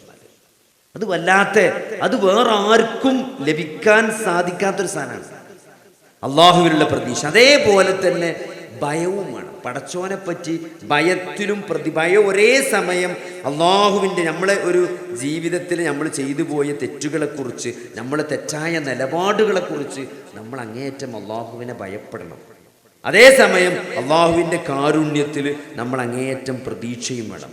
അനസ് റളിയല്ലാഹു അൻഹു ഉദ്ധരിക്കുന്ന ഒരു ഹദീസിൽ കാണാം, നബി സല്ലല്ലാഹു അലൈഹി വസല്ലമ ഒരു യുവാവ് രോഗിയായി കിടക്കണം. അദ്ദേഹത്തിനെ സന്ദർശിച്ചപ്പം മരണാസന്നനായ ഒരു യുവാവ്, രോഗബാധിതനായി കിടക്കുന്ന ഒരു യുവാവിൻ്റെ അടുത്തേക്ക് നബി സല്ലല്ലാഹു അലൈഹി വസല്ലമ പ്രവേശിച്ചത്. എന്നിട്ട് ചോദിക്കണം, എന്താണ് ഇപ്പം എനിക്ക് തോന്നുന്നത് നബി സല്ലല്ലാഹു അലൈഹി വസല്ലമ ചോദിക്കണം. അപ്പം അദ്ദേഹം പറഞ്ഞു, അള്ളാഹുവാണ്, ഞാൻ അള്ളാഹുവിൽ പ്രതീക്ഷയർപ്പിക്കുന്നത്, എനിക്ക് അള്ളാഹുവിൽ അങ്ങേയറ്റത്തെ പ്രതീക്ഷയുണ്ട്. എൻ്റെ പാപങ്ങൾ, ഞാൻ ചെയ്തു കൂട്ടിയ പാപങ്ങളെക്കുറിച്ച് ഞാൻ അങ്ങേയറ്റം ഭയപ്പെടുന്നുണ്ട്, പക്ഷെ പടച്ചോനിക്ക് പ്രതീക്ഷ ഉണ്ട് എന്നാണ്. അപ്പം നബി സല്ലല്ലാഹു അലൈഹി വസല്ലമ പറഞ്ഞ അന്തരങ്ങൾ, ഭയവും പ്രതീക്ഷയും ഈ രണ്ടും ഒരു അടിമയുടെ ഹൃദയത്തിൽ ഇത്തരത്തിലുള്ളൊരു സന്ദർഭത്തിൽ ഒന്നിച്ചു വരികയാണെങ്കിൽ അവൻ അള്ളാഹുവിൽ നിന്ന് എന്താണോ പ്രതീക്ഷിക്കുന്നത് അത് അള്ളാഹു അവന് നൽകാതിരിക്കൂല എന്നാണ്. അവൻ എന്താണോ ഭയപ്പെടുന്നത് അതിൽ നിന്നൊരു നിർഭയത്വം അള്ളാഹു അവന് നൽകുമെന്നാണ്. ഈ ഒരു പ്രതീക്ഷ, ഇങ്ങനത്തെ ഒരു ആശ്വാസം വിശ്വാസിക്കല്ലാതെ വേറെ ആർക്കാണ്? ഒരു പ്രതീക്ഷയില്ലാതെ റിപ്പോർട്ട് വന്നു, ഒരു ചെറിയ വയറുവേദന, സ്കാൻ ചെയ്തു, എന്തോ ലിവറിൽ തടിപ്പുണ്ട് എന്ന് പറയണ്, കുത്തിയെടുക്കണം എന്ന് പറഞ്ഞു, കുത്തിയെടുത്തു, റിപ്പോർട്ട് കിട്ടിക്കണ്. റിപ്പോർട്ട് നമ്മൾ അറിഞ്ഞിട്ടില്ല, റിപ്പോർട്ടുമായിട്ട് ഡോക്ടറെ കാണാൻ പോയിക്കാണ്. റിപ്പോർട്ടായിട്ട് വലിയൊരു പ്രതീക്ഷ അല്ലാതെയാണ് ഭർത്താവ് അല്ലെങ്കിൽ ഭാര്യ അല്ലെങ്കിൽ മക്കൾ വന്നിട്ടുള്ളത്. എന്താണ് പറയണത്? അത് കുറച്ച് കുഴപ്പമാണ് എന്ന് പറയുമ്പോൾ സഹോദരങ്ങളെ, ഒരു പേടിക്കാനല്ല. ജീവിതത്തെ പറ്റി ഞാൻ പറഞ്ഞേ, നമ്മളൊരു വിശ്വാസിനെ സംബന്ധിച്ചിടത്തോളം ജീവിതം എന്ന് പറഞ്ഞാൽ രണ്ടെണ്ണമാണ്. ഒന്ന് ചെറിയ ഒരു ഇഹലോക ജീവിതം, വളരെ കഷ്ടപ്പാടും പ്രയാസമുള്ള ഒരു ഇഹലോക ജീവിതം. അത് വളരെ ചെറിയൊരു സ്റ്റേജാണ്. ആലോചിച്ച് നോക്കി, ഈ പ്രപഞ്ചത്തിന്റെ ആയുസ്സും സൂര്യന്റെയും ചന്ദ്രന്റെ ഒക്കെ ആയുസ് വെച്ച് നോക്കുമ്പം മനുഷ്യന്റെ ആയുസ് എന്ന് പറഞ്ഞാൽ താരതമ്യപ്പെടുത്താൻ പോലും ഇല്ല, അത്രയും ചെറുതാണ് ഈ 60-70 കൊല്ലം എന്ന് പറഞ്ഞാൽ. എന്നാൽ അതിനുശേഷം എന്ന് പറഞ്ഞാൽ ഒരിക്കലും അവസാനിക്കാത്ത ജീവിതമാണ്, ഒരിക്കലും അവസാനമില്ലാത്ത അറ്റല്ലാത്ത ജീവിതമാണ്. അവിടെ മരണത്തിന് മരണമുണ്ട് എന്നാണ്, മരണത്തിന് മരണമുണ്ട്, പിന്നെ മരണമല്ല. പരലോകത്ത് എന്താണ്? പരലോകത്ത് മരണം മരിക്കും, പിന്നെ ജീവൻ മാത്രമേ ഉള്ളൂ. അത് കാലാകാലമുള്ള ജീവിതമാണ്. അതാണ് രണ്ടാമത്തെ സ്റ്റേജ് അതാണ്. ഈ രണ്ട് സ്റ്റേജിൻ്റെ ഇടക്ക് ചെറിയൊരു ബർസഖിയായ ഒരു അവസ്ഥ ഉണ്ട്.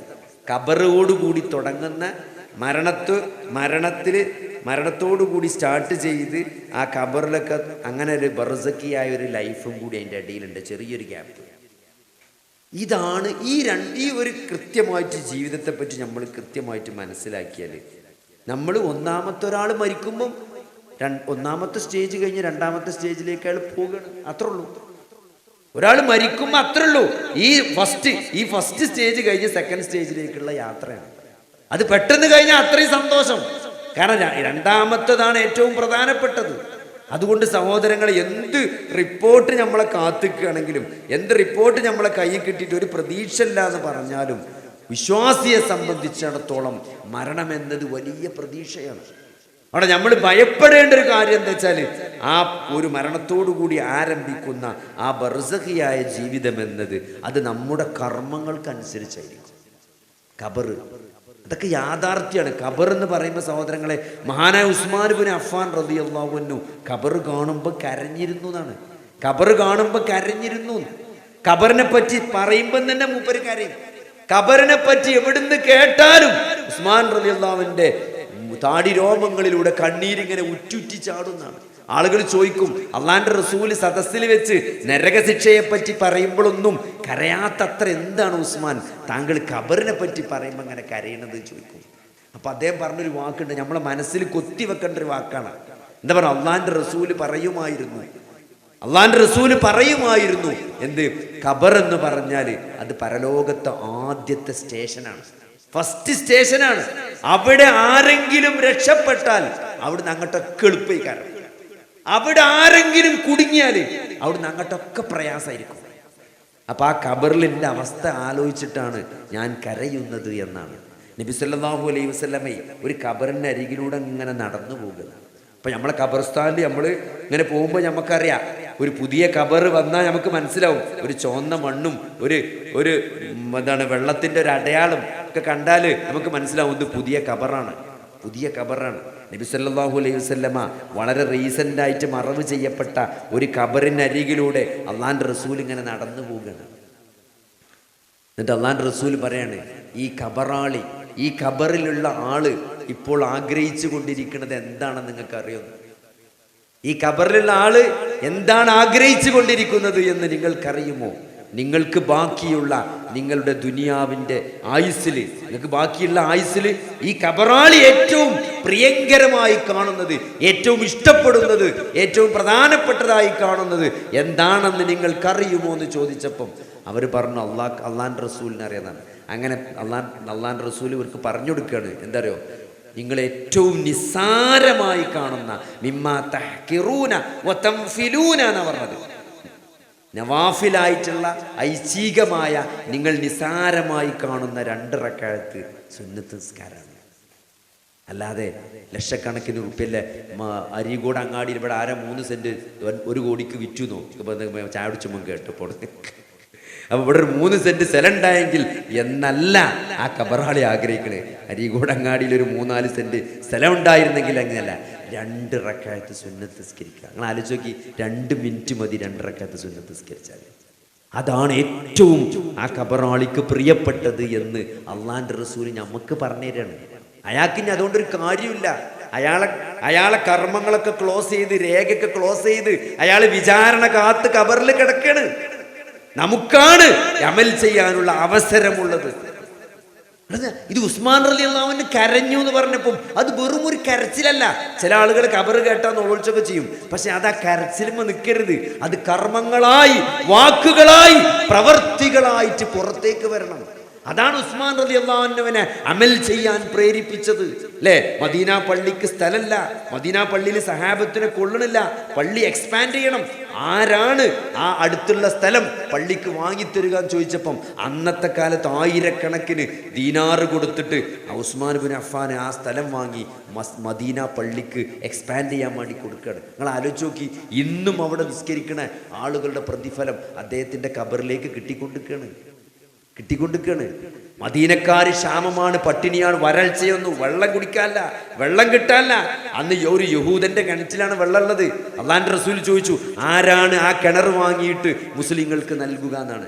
അന്നത്തെ കാലത്ത് ആയിരക്കണക്കിന് ദീനാറ് കൊടുത്ത് മഹാനായ ഉസ്മാൻ ഇബ്നു അഫ്ഫാൻ ആ കിണർ വാങ്ങിയിട്ട് മുസ്ലിങ്ങൾക്ക് കൊടുത്തു എന്നാണ്. അപ്പോൾ വെറും ഖബർ കണ്ടാൽ നുളോൾച്ചിൽ മാത്രമല്ല, ആ ഖബർക്ക് കൊണ്ടുപോകാനുള്ള, ആ ഖബറിൽ കൂടെ കിടക്കാൻ നമുക്ക് അമലുകൾ നമ്മൾ ചെയ്തു കൂട്ടിയതേ ഉണ്ടാവുള്ളൂ. അതുകൊണ്ട് നിങ്ങൾ നോക്കി, ഒരു കർമ്മ, ഒരു പുഞ്ചിരി, ഒരാളോട് നല്ലൊരു പെരുമാറ്റം, നല്ലൊരു ചിരി ചിരിച്ചാൽ തന്നെ അത് സ്വതക്കയാണെന്ന്. ഒന്നും നിങ്ങളെടുത്ത് കൊടുക്കാനില്ലെങ്കിലും ഒരു മനുഷ്യനോട് ഒരു പുഞ്ചിരി ചിരിക്കുക, ഒരു നല്ല വാക്ക് പറയാ, അത് സ്വതക്കയാണ്. ഒന്നൊരു സുബ്ഹാനല്ലാഹ് ചെല്ല അല്ലേ? ഒരു അള്ളാന്റെ റസൂല് സഹാബത്തിനോട് പറയാണ്, എന്താണ്? നിങ്ങൾ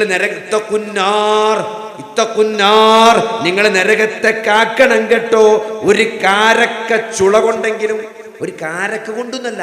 പണ്ടത്തെ കാലത്ത് നോമ്പ് തുറക്കാനൊക്കെ പള്ളിക്കലി, ഇപ്പോഴാണ് ഇങ്ങനെ നോയിട്ട് ഈത്തപ്പഴം സമൂസയും പണ്ട് ഇതൊക്കെ വന്നത്. പണ്ട് ഇക്കൊക്കെ ഓർമ്മയുണ്ട്, ഒരു കാരക്ക, അത് ഉണങ്ങിയ കാരക്ക അത് തൊള്ളിയിട്ടാൽ തന്നെ തിന്നാൻ വയ്ക്കൂല. അതിങ്ങനെ 6ഉം 12ഒക്കെ കീറായിട്ട് കരവില്ല. അതാണ് നോമ്പ് തുറക്കാൻ കിട്ടുക. അതാണ് ഒരു കാരക്കയുടെ ചുള എന്ന് പറഞ്ഞാൽ, ആ ചുള കൊണ്ടെങ്കിലും നിങ്ങൾ നരകത്തെ കാക്കണം എന്നാണ് അള്ളാഹുവിന്റെ റസൂൽ പറഞ്ഞത്. നിങ്ങൾ ഗൗരവാലോചിച്ച് നോക്കി. കാരണം ആ പറയുന്ന ഓർക്ക് അതേ കൊടുക്കാൻ കഴിയുള്ളൂ. ഓരോട് പറയാണ്, കുറെ കൊടുക്കാൻ പറ്റുന്നവരോടല്ല പറയണത്. ഒരു കാരക്കയുടെ ചുള കൊണ്ടെങ്കിലും നിങ്ങൾ നരകത്തെ കാക്കണം കേട്ടോ എന്നാണ് അള്ളാഹുവിന്റെ റസൂൽ പറഞ്ഞത്. അതിൻ്റെ ഗൗരവമാണ് സഹോദരങ്ങളെ. ഇപ്പൊ നമ്മുടെ ജീവിതം എന്നത് ഇതിന്മ കടന്നാണ് നമ്മൾ തിരിയേണ്ടത്. ഇവിടെ ഈ ദുനിയാവെന്ന് പറയുമ്പോൾ ഒരു പ്രത്യേക വൈബിലാണ് ഇത് പോയിക്കൊണ്ടിരിക്കുന്നത് അല്ലേ? നമ്മൾ ദുനിയാവ് ഇപ്പം എന്ന് പറഞ്ഞാൽ കുറേ നമ്മൾ എന്താണ് മതനിരാസത്തിലേക്കും ഈ ഒരു ദുനിയാവുമായിട്ട് ബന്ധപ്പെട്ട് ഇതിൻ്റെ ആനന്ദവും ഇതിൻ്റെ സന്തോഷവും ഈ ദുനിയാവിൻ്റെ ഒരു ഓളത്തിലാണ് ആൾക്കാർ മൊത്തം ഇന്നത്തെ പുതിയ ജനറേഷൻ ജീവിച്ചുകൊണ്ടിരിക്കുന്നത്. ദുനിയാവ് വന്നു ചേരുമ്പോൾ സന്തോഷം അല്ലേ? നല്ലൊരു ജോലി. എന്താണ് സന്തോഷം ചോദിച്ചു നോക്കി? നല്ല ജോലി.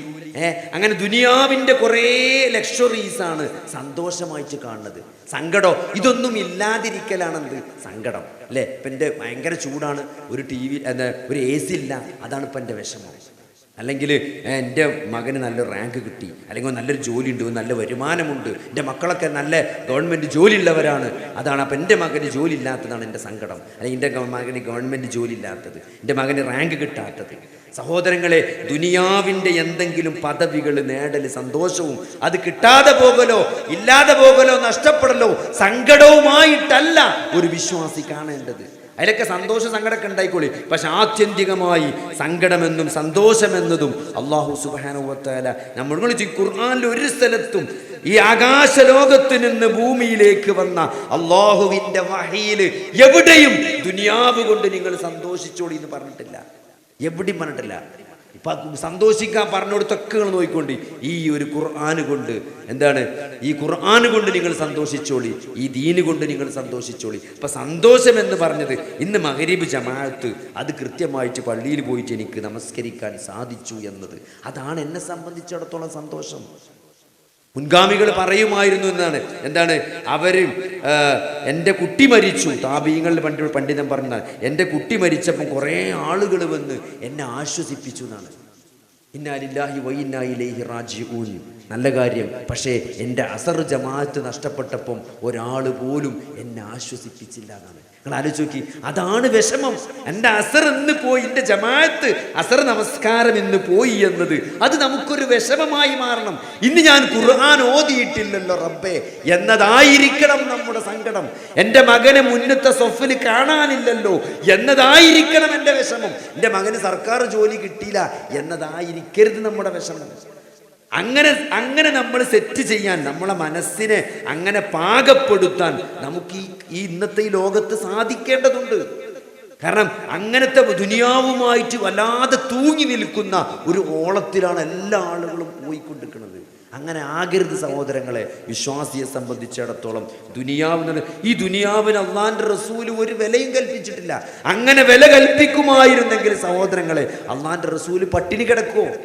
അള്ളാന്റെ റസൂലിന്റെ ഉറങ്ങി എണീറ്റ് പോകുമ്പം ആ പരുത്ത ഈത്തപ്പനയുടെ പട്ടയുടെ പാട് പുറത്ത് കണ്ടിട്ട് സഹാബത്ത് ചോദിച്ചില്ലേ, അള്ളാന്റെ റസൂലെ അത് കാണുമ്പോൾ ഒരു വിഷമുണ്ട്, നിങ്ങൾക്ക് നല്ലൊരു മെത്തയുണ്ടാക്കി തരട്ടെ എന്ന് പറഞ്ഞപ്പം ഞാനും ദുനിയാവുമായിട്ട് എന്തൊരു ബന്ധമാണെന്നാണ് അള്ളാന്റെ റസൂൽ ചോദിച്ചത്. അതുകൊണ്ട് സഹോദരങ്ങളെ, ഇതൊക്കെ ലക്ഷറിയൊക്കെ ഉണ്ടായിക്കോട്ടെ, പക്ഷേ അതൊന്നും നമ്മുടെ സന്തോഷത്തിൻ്റെയും സങ്കടത്തിൻ്റെയും അടിസ്ഥാനമായി ദുനിയാവ് മാറരുത്.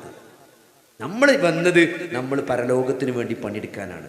അത് ദുനിയാവ് കൊണ്ട് അള്ളാഹുവിൻ്റെ തൃപ്തി നേടാൻ നമുക്ക് ഈ ദുനിയാവിൻ്റെ ഓരോ സാധനങ്ങൾ കൊണ്ട് നമുക്ക് സാധിക്കുമെങ്കിൽ അത് നമ്മൾ മുന്നേറുക എന്നല്ലാതെ ഈ ദുനിയാവിന് വേണ്ടി ജീവിക്കുന്ന ഒരവസ്ഥ ഒരു വിശ്വാസിക്ക് ഉണ്ടാകാൻ പാടില്ല. ഒരിക്കലും ദുനിയാവിനെ നിരാകരിക്കാനല്ല ഇസ്ലാം പഠിപ്പിക്കണേ, പക്ഷേ ആ പടച്ചോനെക്കുറിച്ചുള്ള ബോധവും നമ്മൾ എന്തിനാണ് ഈ ദുനിയാവിലേക്ക് വന്നത് എന്നതാ കൃത്യമായിട്ടൊരു ബോധം നമുക്കുണ്ടാകണം.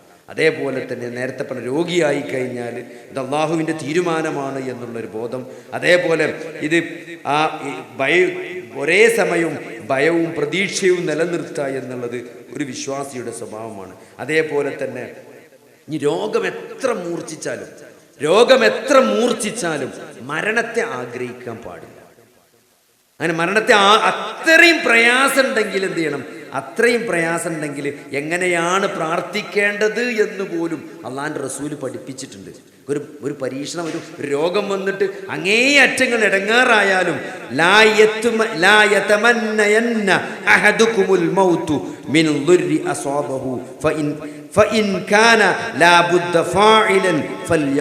അങ്ങനെ അത്യാവശ്യമാണ്, ഒരു അത്രയും പ്രയാസമാണെങ്കിൽ അവൻ പറയട്ടെ എന്ന് പറഞ്ഞിട്ട് അള്ളാന്റെ റസൂല് പഠിപ്പിച്ച പ്രാർത്ഥന അല്ലാഹുമ്മ അഹീനി മാ കാനത്തിൽ ഹയാത്തു ഖൈറല്ലി വതവഫനി ഇദാ കാനത്തിൽ വഫാത്തു ഖൈറല്ലി. അല്ലാഹുവേ നീ അല്ലാഹുവേ ജീവിച്ചിരിക്കുന്നതിലാണ് എനിക്ക് നന്മയുള്ളത് എങ്കിൽ എന്നെ നീ ജീവിപ്പിക്കണേ, മരണപ്പെടുന്നതിലാണ് എനിക്ക് നന്മയുള്ളതെങ്കിൽ നീ എന്നെ മരിപ്പിക്കണമേ എന്നാണ് പ്രാർത്ഥിക്കേണ്ടത്. അപ്പം അങ്ങേയറ്റം പ്രയാസമാണെങ്കിലും നമ്മൾ മരണത്തെ ആഗ്രഹിക്കരുത്. നീ കുടുങ്ങുകയാണെന്നുണ്ടെങ്കിൽ തന്നെ ഈ രൂപത്തിൽ പ്രാർത്ഥിക്കാനാണ് അല്ലാഹു സുബ്ഹാനഹു വ തആല നമ്മളെ പഠിപ്പിച്ചത്. അതേപോലെ തന്നെ മറ്റുള്ളവരോട് എന്തെങ്കിലും ഹക്കായ ബാധ്യതകളുണ്ടെങ്കിൽ അത് നമ്മൾ കൃത്യമായിട്ട് അത് കൊടുത്തു വീട്ടണം. അത് പറഞ്ഞു തീർക്കേണ്ടതാണെങ്കിൽ പറഞ്ഞു തീർക്കണം. ഇനി പറയാൻ പറ്റൂലെങ്കിൽ വാട്സപ്പിലൊരു വോയിസെങ്കിലും നമ്മളുണ്ട്, ഇനി നേരിട്ട് അങ്ങനെങ്കിലും നമ്മൾ നാളെ പരലോകത്ത് പടച്ചവനോട് അങ്ങനെങ്കിലും പറയാൻ. ഇനി മരിച്ചു പോയവരാണ് വെച്ചോളി, ഇപ്പം നമ്മൾ ആരൊക്കെയോ മാനസികമായും ശാരീരികമായൊക്കെ ആരെങ്കിലും പ്രയാസപ്പെടുത്തി അവർ വഫാത്തായും പോയിട്ടുണ്ടെന്നുണ്ടെങ്കിൽ നമ്മൾ അങ്ങേയറ്റം ഇസ്തിഗ്ഫാർ ചെയ്തുകൊണ്ട് അവർക്ക് വേണ്ടി പ്രാർത്ഥിക്കുകയെങ്കിലും ചെയ്യുക, അവർക്ക് വേണ്ടി നിരന്തരം പ്രാർത്ഥിക്കുക. അങ്ങനെയെങ്കിലും എന്ത് ചെയ്യുക, മറ്റുള്ളവരോടുള്ള ബാധ്യതകളും കടപ്പാടുകളുണ്ടെങ്കിൽ നമ്മളത് വീട്ടണം. എന്തെങ്കിലും വസിയത്തുണ്ടെങ്കിൽ അത് നമ്മൾ എഴുതി വെക്കണം. അത് നമ്മൾ ഒരിക്കലും അലംഭാവം കാണിക്കാൻ പാടില്ല. ഇത്രയും കാര്യങ്ങൾ ഒരാൾ രോഗിയാണെങ്കിൽ എന്ത് ചെയ്യണം, നമ്മൾ കൃത്യമായിട്ട് അത് കാത്തു സൂക്ഷിക്കണം. അതേപോലെ തന്നെ രോഗികളെ സന്ദർശിക്കുന്നവർ, രോഗികൾക്ക് പരിചരണം നൽകുന്ന ആളുകളുണ്ടാവും. ഇപ്പം നമ്മളൊക്കെ വീട്ടിൽ ഈ വയസ്സായ ആൾക്കാരെ നോക്കുന്ന ആളുകൾ, ഈ കൂടെ നിൽക്കുന്ന ആളുകൾ, ഇവരൊക്കെ ചില കാര്യങ്ങൾ ശ്രദ്ധിക്കേണ്ടതുണ്ട്. ഇപ്പം സന്ദർശിക്കുന്ന ആളുകളെ സംബന്ധിച്ചിടത്തോളം രോഗം എന്ന് പറയുന്നത് നമുക്ക് ഇന്ന് അയാളാണ് രോഗി, നാളെ നമ്മളായിരിക്കാം. ഈ രോഗിക്ക് വേണ്ടി ആത്മാർത്ഥമായിട്ട് പ്രാർത്ഥിക്കുക എന്നതാണ് പ്രവാചകചര്യ. രോഗിനെ സന്ദർശിക്കുന്നത് തന്നെ ഏറ്റവും പുണ്യമുള്ള കാര്യമാണ്. എന്നാൽ സന്ദർശിക്കാൻ പാടില്ലാത്ത, സന്ദർശകരെ വിലക്കിയിട്ടുള്ള അസുഖമാണെങ്കിൽ അത്തരത്തിലുള്ള സാഹചര്യങ്ങൾ നമ്മൾ എന്ത് ചെയ്യണം, ഈ സന്ദർശനം ഒഴിവാക്കേണ്ടതുണ്ട്. പിന്നെ ഏറ്റവും അടുത്ത ആളുകൾ നമ്മൾ ശ്രദ്ധിക്കേണ്ടത്, പലപ്പോഴും നമ്മൾ കണ്ടിട്ടുള്ള എന്താ വെച്ചാൽ ആളുകൾ, രോഗികളായ ആളുകൾ നമസ്കാരത്തിൻ്റെ കാര്യത്തിൽ വളരെ അലംഭാവമാണ്. നമ്മുടെ നാട്ടിൽ പ്രത്യേകിച്ച് നജസാണ്. ഇപ്പം മൂത്രത്തിന് ട്യൂബ് ഇട്ടിട്ടുണ്ടെങ്കിൽ പിന്നെ നിസ്കരിക്കൂല. മൂത്രത്തിന് ട്യൂബ് ഇട്ടാൽ പിന്നെ ആൾക്കാർ നിസ്കരിക്കൂല. മൂത്രമാണെന്ന് പറയും, മൂത്രമുള്ളതുകൊണ്ട്. അപ്പം നിസ്കാരത്തിൻ്റെ കാര്യം, നിസ്കാരം എന്നത് സമയബന്ധിതമായ ആരാധനയാണ്. അതൊരു സമയം കഴിഞ്ഞാൽ പിന്നെ കഴിഞ്ഞു. അത് നമ്മൾ കൃത്യമായിട്ട് പറഞ്ഞ് മനസ്സിലാക്കി കൊടുക്കുക വേണം. ഇപ്പോൾ ഒരാഴ്ച അഡ്മിറ്റ് ചെയ്തു, അപ്പോൾ ഒരാഴ്ച നിസ്കരിച്ചിട്ടേ ഇല്ല. എന്നിട്ടോ പിന്നെ അങ്ങനെ ഓരോ ദിവസവും 2 ളുഹർ 3 ളുഹർ 4 അസർ, ഇങ്ങനെ 100 അസറൊക്കെ അങ്ങനെ നിസ്കരിച്ച് വിട്ട. അങ്ങനെ ഒരു ചര്യ ഇസ്ലാമിലില്ല. നിസ്കാരം എന്നത് സമയബന്ധിതമായി അള്ളാഹുവിനെ ഓർക്കാനുള്ളതാണ്. അത് ഇന്ന് ളുഹറിൻ്റെ സമയം, ഇന്നിപ്പോൾ മഗ്‌രിബിൻ്റെ സമയം കഴിഞ്ഞാൽ കഴിഞ്ഞു. നമസ്കാരം കള എന്ന് പറഞ്ഞാൽ ആർക്കുള്ളൂ? ഉറങ്ങിയ ആൾക്കും മറന്ന ആൾക്കും മാത്രമേ നിസ്കാരം കളാവുള്ളൂ. അതല്ലാത്ത ആൾക്ക് എന്ത് കളാണ്? ഒരാൾക്ക് ബോധമുണ്ടെങ്കിൽ, അയാൾ നിസ്കാരം നിർബന്ധമുള്ള ആളാണെങ്കിൽ അയാൾ അത് എങ്ങനെ കഴിയുമോ അങ്ങനെ നിർവഹിക്കണം. ഒന്നുമില്ലെങ്കിൽ തയമ്മം ചെയ്യണം. വെള്ളമില്ലെങ്കിൽ, വെള്ളം ഉപയോഗിക്കാൻ പറ്റൂല്ലെങ്കിൽ തയമ്മം ചെയ്യണം. നിൽക്കാൻ പറ്റില്ലെങ്കിൽ ഇരിക്കണം, ഇരിക്കാൻ പറ്റില്ലെങ്കിൽ കിടക്കണം. കിടന്നിട്ട് കണ്ണുകൊണ്ട് ആംഗ്യം കാണിച്ചിട്ടെങ്കിലും നമസ്കരിക്കാൻ പറ്റുമെങ്കിൽ അത് ആ സമയത്ത് നമസ്കരിക്കണം. ഇനി നമസ്കാരം ളുഹറും അസറും ജമ്മാക്ക, മഗ്‌രിബും ഇശാവും ജമ്മാക്കി ഒരു സമയത്ത് മഗ്‌രിബിന്റെ സമയത്തോ ഇശാന്റെ സമയത്തോ നിസ്കരിച്ചാൽ മതി രോഗികളെ സംബന്ധിച്ചിടത്തോളം. എന്നാലും നമസ്കാരം ഒഴിവാക്കാൻ പാടില്ല. അത് നമ്മൾ രോഗിനെ സന്ദർശിക്കുമ്പം നമ്മളെ വേണ്ടപ്പെട്ട ആളുകളാണെങ്കിൽ എന്തൊക്കെ നമ്മൾ ചോദിക്കുന്നുണ്ട് അല്ലേ? പൈസ കൊടുക്കും, ബില്ലടച്ചിക്കണമെന്നും ബില്ലടക്കാനുള്ള സൗകര്യം ഉണ്ടോ, ഇതൊക്കെ നമ്മൾ ചോദിക്കലുണ്ട്. എന്നാൽ സഹോദരങ്ങളെ, നമസ്കാരത്തിൻ്റെ കാര്യം എന്താണ് അത് ചോദിക്കന്നെ വേണം. നമ്മൾ ഒരിക്കലും നമ്മളത് ആളുകൾ ചെയ്യുന്നുണ്ടാവും എന്ന് വിചാരിക്കുക. നമ്മുടെ നാട്ടിൽ 90% ആളുകളും അത് കളാ വീട്ടുകയാണ് ചെയ്യുന്നത്. ആ സമയത്ത് നിസ്കരിക്കുന്നില്ല. അപ്പം അതുകൊണ്ട് നമസ്കാരത്തിൻ്റെ ഗൗരവം രോഗികളെ പറഞ്ഞ് കൃത്യമായിട്ട് ബോധ്യപ്പെടും. കാരണം ഈ രോഗാവസ്ഥയിൽ മരണപ്പെടുമെന്ന് ഒരാൾക്കും അറിയില്ല. രോഗാവസ്ഥയിലാണ് ഒരാൾ ഏറ്റവും കൂടുതൽ അല്ലാഹുവിനോട് അടുക്കേണ്ട സന്ദർഭം. ആ സമയത്ത് പോലും നമസ്കരിക്കാതെക്കുക എന്ന് പറയുമ്പം എന്തൊരു അലംഭാവമാണ് ആളുകൾ കാണിക്കുന്നത്. അതുകൊണ്ട് അത് നമ്മൾ കൃത്യമായിട്ട് ഓർമ്മപ്പെടുത്തണം. അതേപോലെ തന്നെ പലപ്പോഴും ആളുകൾ ചെറുപ്പക്കാരാണെങ്കിലൊക്കെ മൊബൈലിലും അതേപോലെ ടിവിയും സിനിമയൊക്കെ കണ്ടിട്ട് അങ്ങനെ സമയം തള്ളിക്കളയുന്നതായിട്ട് നമുക്ക് കാണാം. ഇപ്പോൾ ഈ ആക്സിഡൻറ്റും അങ്ങനത്തെ സർജറിക്ക് ചെയ്ത ആളുകളാണ് പൊതുവേ നമ്മൾ കാണാറുള്ളത്. അവരൊക്കെ അങ്ങനെ തന്നെ മൊബൈലിലും കോമഡിയും അതേപോലെ തന്നെ ടി വിയും കണ്ടിട്ട് അങ്ങനെ സമയം കൊല്ലുന്നതായിട്ടാണ് നമ്മൾ കാണുക. സഹോദരങ്ങളെ, ഓരോ സെക്കൻഡും ഞാൻ നേരത്തെ പറഞ്ഞില്ലേ, ആ ഖബറിനരികിലൂടെ അള്ളാഹിൻ്റെ റസൂൽ നടന്നു പോയപ്പം ആ ഖബറാളി ആഗ്രഹിക്കുന്ന കാര്യമാണ്. ആ ഖബറാളി ആഗ്രഹിക്കണം എന്താ അറിയോ? 2 റക്അത്ത് സുന്നത്ത് നിസ്കാരമാണ്. എത്ര റീൽസുകളും എത്ര കോമഡികളും എത്ര വീഡിയോകളുമാണ് സഹോദരങ്ങളെ നമ്മൾ കണ്ടു തള്ളുന്നത്. വാട്സപ്പിൽ വരുന്നത് മുഴുവൻ കണ്ട് ചിരിച്ച് ഒരായത്തിൻ്റെ ഗൗരവം പോലും അള്ളാഹു ഖുർആനിൽ ഒരായത്ത് പറയുമ്പം അത് ഓതാനോ അത് മനസ്സിലാക്കാനോ അതിൻ്റെ ഗൗരവം പോലും നമുക്ക് ഉൾക്കൊള്ളാൻ കഴിയാത്തത് എന്തുകൊണ്ടാണ്? ഈ മലീമസമായ ഈ കോമഡികളും ഈ വാട്സപ്പിൽ വരുന്ന കംപ്ലീറ്റ് അതൊക്കെ കണ്ട് ചിരിക്കുന്ന നമ്മളെ സംബന്ധിച്ചിടത്തോളം അള്ളാഹുവിൻ്റെ ഒരായത്ത് കേൾക്കുമ്പോൾ അതിൻ്റെ ഒരു ഗൗരവം നമ്മളെ മനസ്സിൽ വരില്ല. അതുകൊണ്ടാണ് വരാത്തത്. അതുകൊണ്ട് സഹോദരങ്ങളെ, നമ്മൾ ഈ പ്രത്യേകിച്ച് രോഗമായിരിക്കുന്ന സന്ദർഭത്തിൽ അള്ളാഹുവുമായിട്ട് കൂടുതൽ അടുക്കാൻ ദിക്റുകളിലൂടെ ദുആകളിലൂടെ ഇതൊക്കെ ഒരാൾക്ക് സാധിക്കണമെങ്കിൽ എന്താ നിങ്ങൾ നല്ല പങ്കാലത്ത് പടച്ചോനായിട്ട് ബന്ധമുണ്ടെങ്കിലേ രോഗിയാവുമ്പോഴും ആ ബന്ധം നിലനിർത്താൻ കഴിയുള്ളൂ. നിങ്ങൾ എപ്പോഴും മനസ്സിലാക്കേണ്ടതാ, മരിക്കുമ്പം കെലിമ ചെല്ലണം എന്നുണ്ടെങ്കിൽ ജീവിക്കുമ്പം കെലിമ ചെല്ലുവാൻ തന്നെ പറ്റുള്ളൂ. അതായത് ഓരോ പ്രയാസം ഉണ്ടാകുമ്പോഴും അതിൽ പടച്ചോനെ ഓർക്കാനും പടച്ചോനോട് സഹായം തേടാനും കഴിയണോന് മാത്രമേ ആ ഒരു പ്രയാസം ഉണ്ടാകുമ്പോഴും അതിന് സാധിക്കുള്ളൂ. അപ്പം അതുകൊണ്ട് അതൊരു ശീലമാക്കി നമ്മൾ മാറ്റണം. എന്തൊരു പ്രയാസം ഉണ്ടാകുമ്പോഴും ലാ ഇലാഹ ഇല്ലാ അൻത സുബ്ഹാനക ഇന്നി കുൻതു മിനൽ ളാലിമീൻ, അത് വല്ലാത്തൊരു വാക്കാണ്. ലാ ഇലാഹ ഇല്ലാ അൻത സുബ്ഹാനക ഇന്നി കുൻതു മിനൽ ളാലിമീൻ എന്നത് നിങ്ങൾ ആലോചിക്ക്. മഹാനായ യൂനുസ് നബി അലൈഹിസ്സലാം തിമ്മീങ്കലത്തിൻ്റെ വയറ്റിൽ വെച്ച് പ്രാർത്ഥിച്ച ചെല്ലിയ ദിക്റാണ്, പ്രാർത്ഥനയാണത്. അതൊരു പ്രാർത്ഥന തന്നെയാണ്. ഒരു പ്രതീക്ഷയില്ല. അതെന്ന് ആലോചിക്ക്, ഒരു തിമ്മീങ്കലം വിഴുങ്ങിയിട്ട് ഒരാഴക്കടലിൽ അന്ധകാരത്തിൽ, കടലിൻ്റെ അടി അങ്ങേയറ്റത്ത് ഇരുട്ടായിരിക്കും. അത് തിമ്മിങ്കലം ഇങ്ങനെ മേലെ കൂടെ പരല് മാറി നടക്കണ മീനല്ല തിമ്മിങ്കലം എന്ന് പറഞ്ഞാൽ. തിമ്മിങ്കലം ആഴത്തിലുണ്ടാകുക. ആഴക്കടലിൽ തിമ്മിങ്കലത്തിൻ്റെ വയറ്റിൽ പെട്ട യൂനുസ് നബി അലൈഹിസ്സലാം ലാ ഇലാഹ ഇല്ലാ അൻത സുബ്ഹാനക ഇന്നി കുൻതു മിനൽ ളാലിമീൻ ചൊല്ലി. മഹാനായ ശൈഖുൽ ഇസ്ലാം ഇബ്നു തൈമിയ്യ ഒരു ചെറിയ കിതാബന്നെ എഴുതിക്കണേ ആ ഒരു ദുആന്റെ പേരിൽ. കാരണം അത് വല്ലാത്തൊരു പ്രാർത്ഥനയാണ്. ആ ഒരു കെലിമത്ത് കൊണ്ടാണ് ആ തിമ്മിങ്കൽ എന്ത് ചെയ്തത്? യൂനുസ് നബി അലൈഹിസ്സലാമിനെ പുറത്തു പോയിട്ട് അദ്ദേഹത്തെ എന്ത് ചെയ്തത്? ആ പുറത്തു പോയിട്ട് തുപ്പിയത്, ജീവൻ തിരിച്ചു കിട്ടിയത്. നിങ്ങളെ മുമ്പിൽ ഒരു പരിഹാരവുമില്ല എന്ന് നമുക്ക് തോന്നുന്ന സന്ദർഭത്തിൽ, ഒരു പ്രതീക്ഷയും ഇല്ലാത്ത സന്ദർഭത്തിൽ പോലും ചെല്ലാൻ പറ്റിയൊരു സാധനമാണ് ലാ ഇലാഹ ഇല്ലാ അൻത സുബ്ഹാനക ഇന്നി കുൻതു മിനൽ ളാലിമീൻ. അത് വല്ലാത്ത തൗഹീദാണത്. ലാ ഇലാഹ ഇല്ലാ അൻത, നീയല്ലാതെ ആരാധനക്കർഹനല്ല.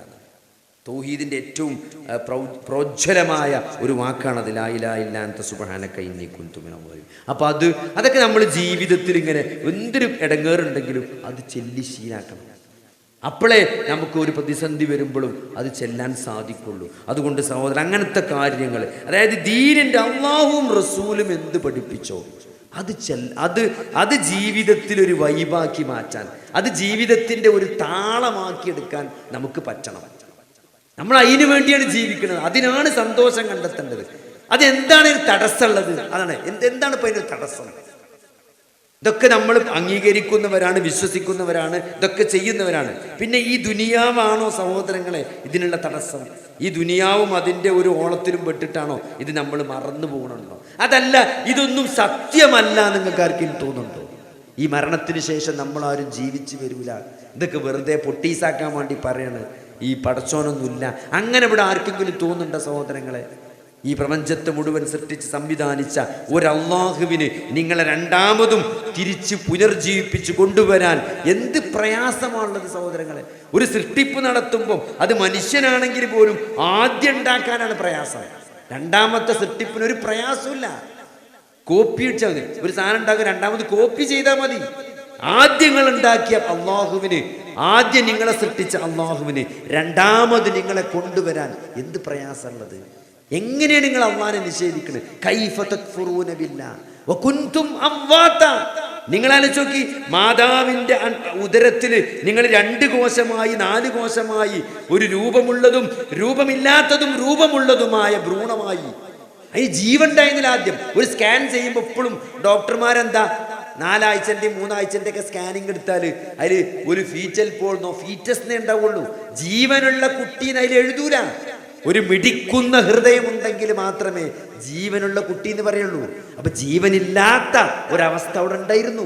പിന്നെയാണ് നമുക്ക് ജീവൻ കിട്ടിയത്. ആ ജീവൻ എവിടുന്ന് വന്നു സഹോദരങ്ങളെ? ആ ജീവൻ ആരാണ് നൽകിയത്? ആ ജീവൻ ആരാണ് എടുക്കുന്നത്? ആ ജീവന് ഒരു ഉടമസ്ഥനില്ലേ സഹോദരങ്ങളെ? ആ സൃഷ്ടാവിനെ നിങ്ങൾ എങ്ങനെയാണ് നിഷേധിക്കുന്നത്? കൈഫ തക്ഫുറൂന ബില്ലാഹി വകുൻതും അംവാതൻ ഫഅഹ്യാകും സുമ്മ യുമീതുകും സുമ്മ യുഹ്യീകും സുമ്മ ഇലൈഹി തുർജഊൻ.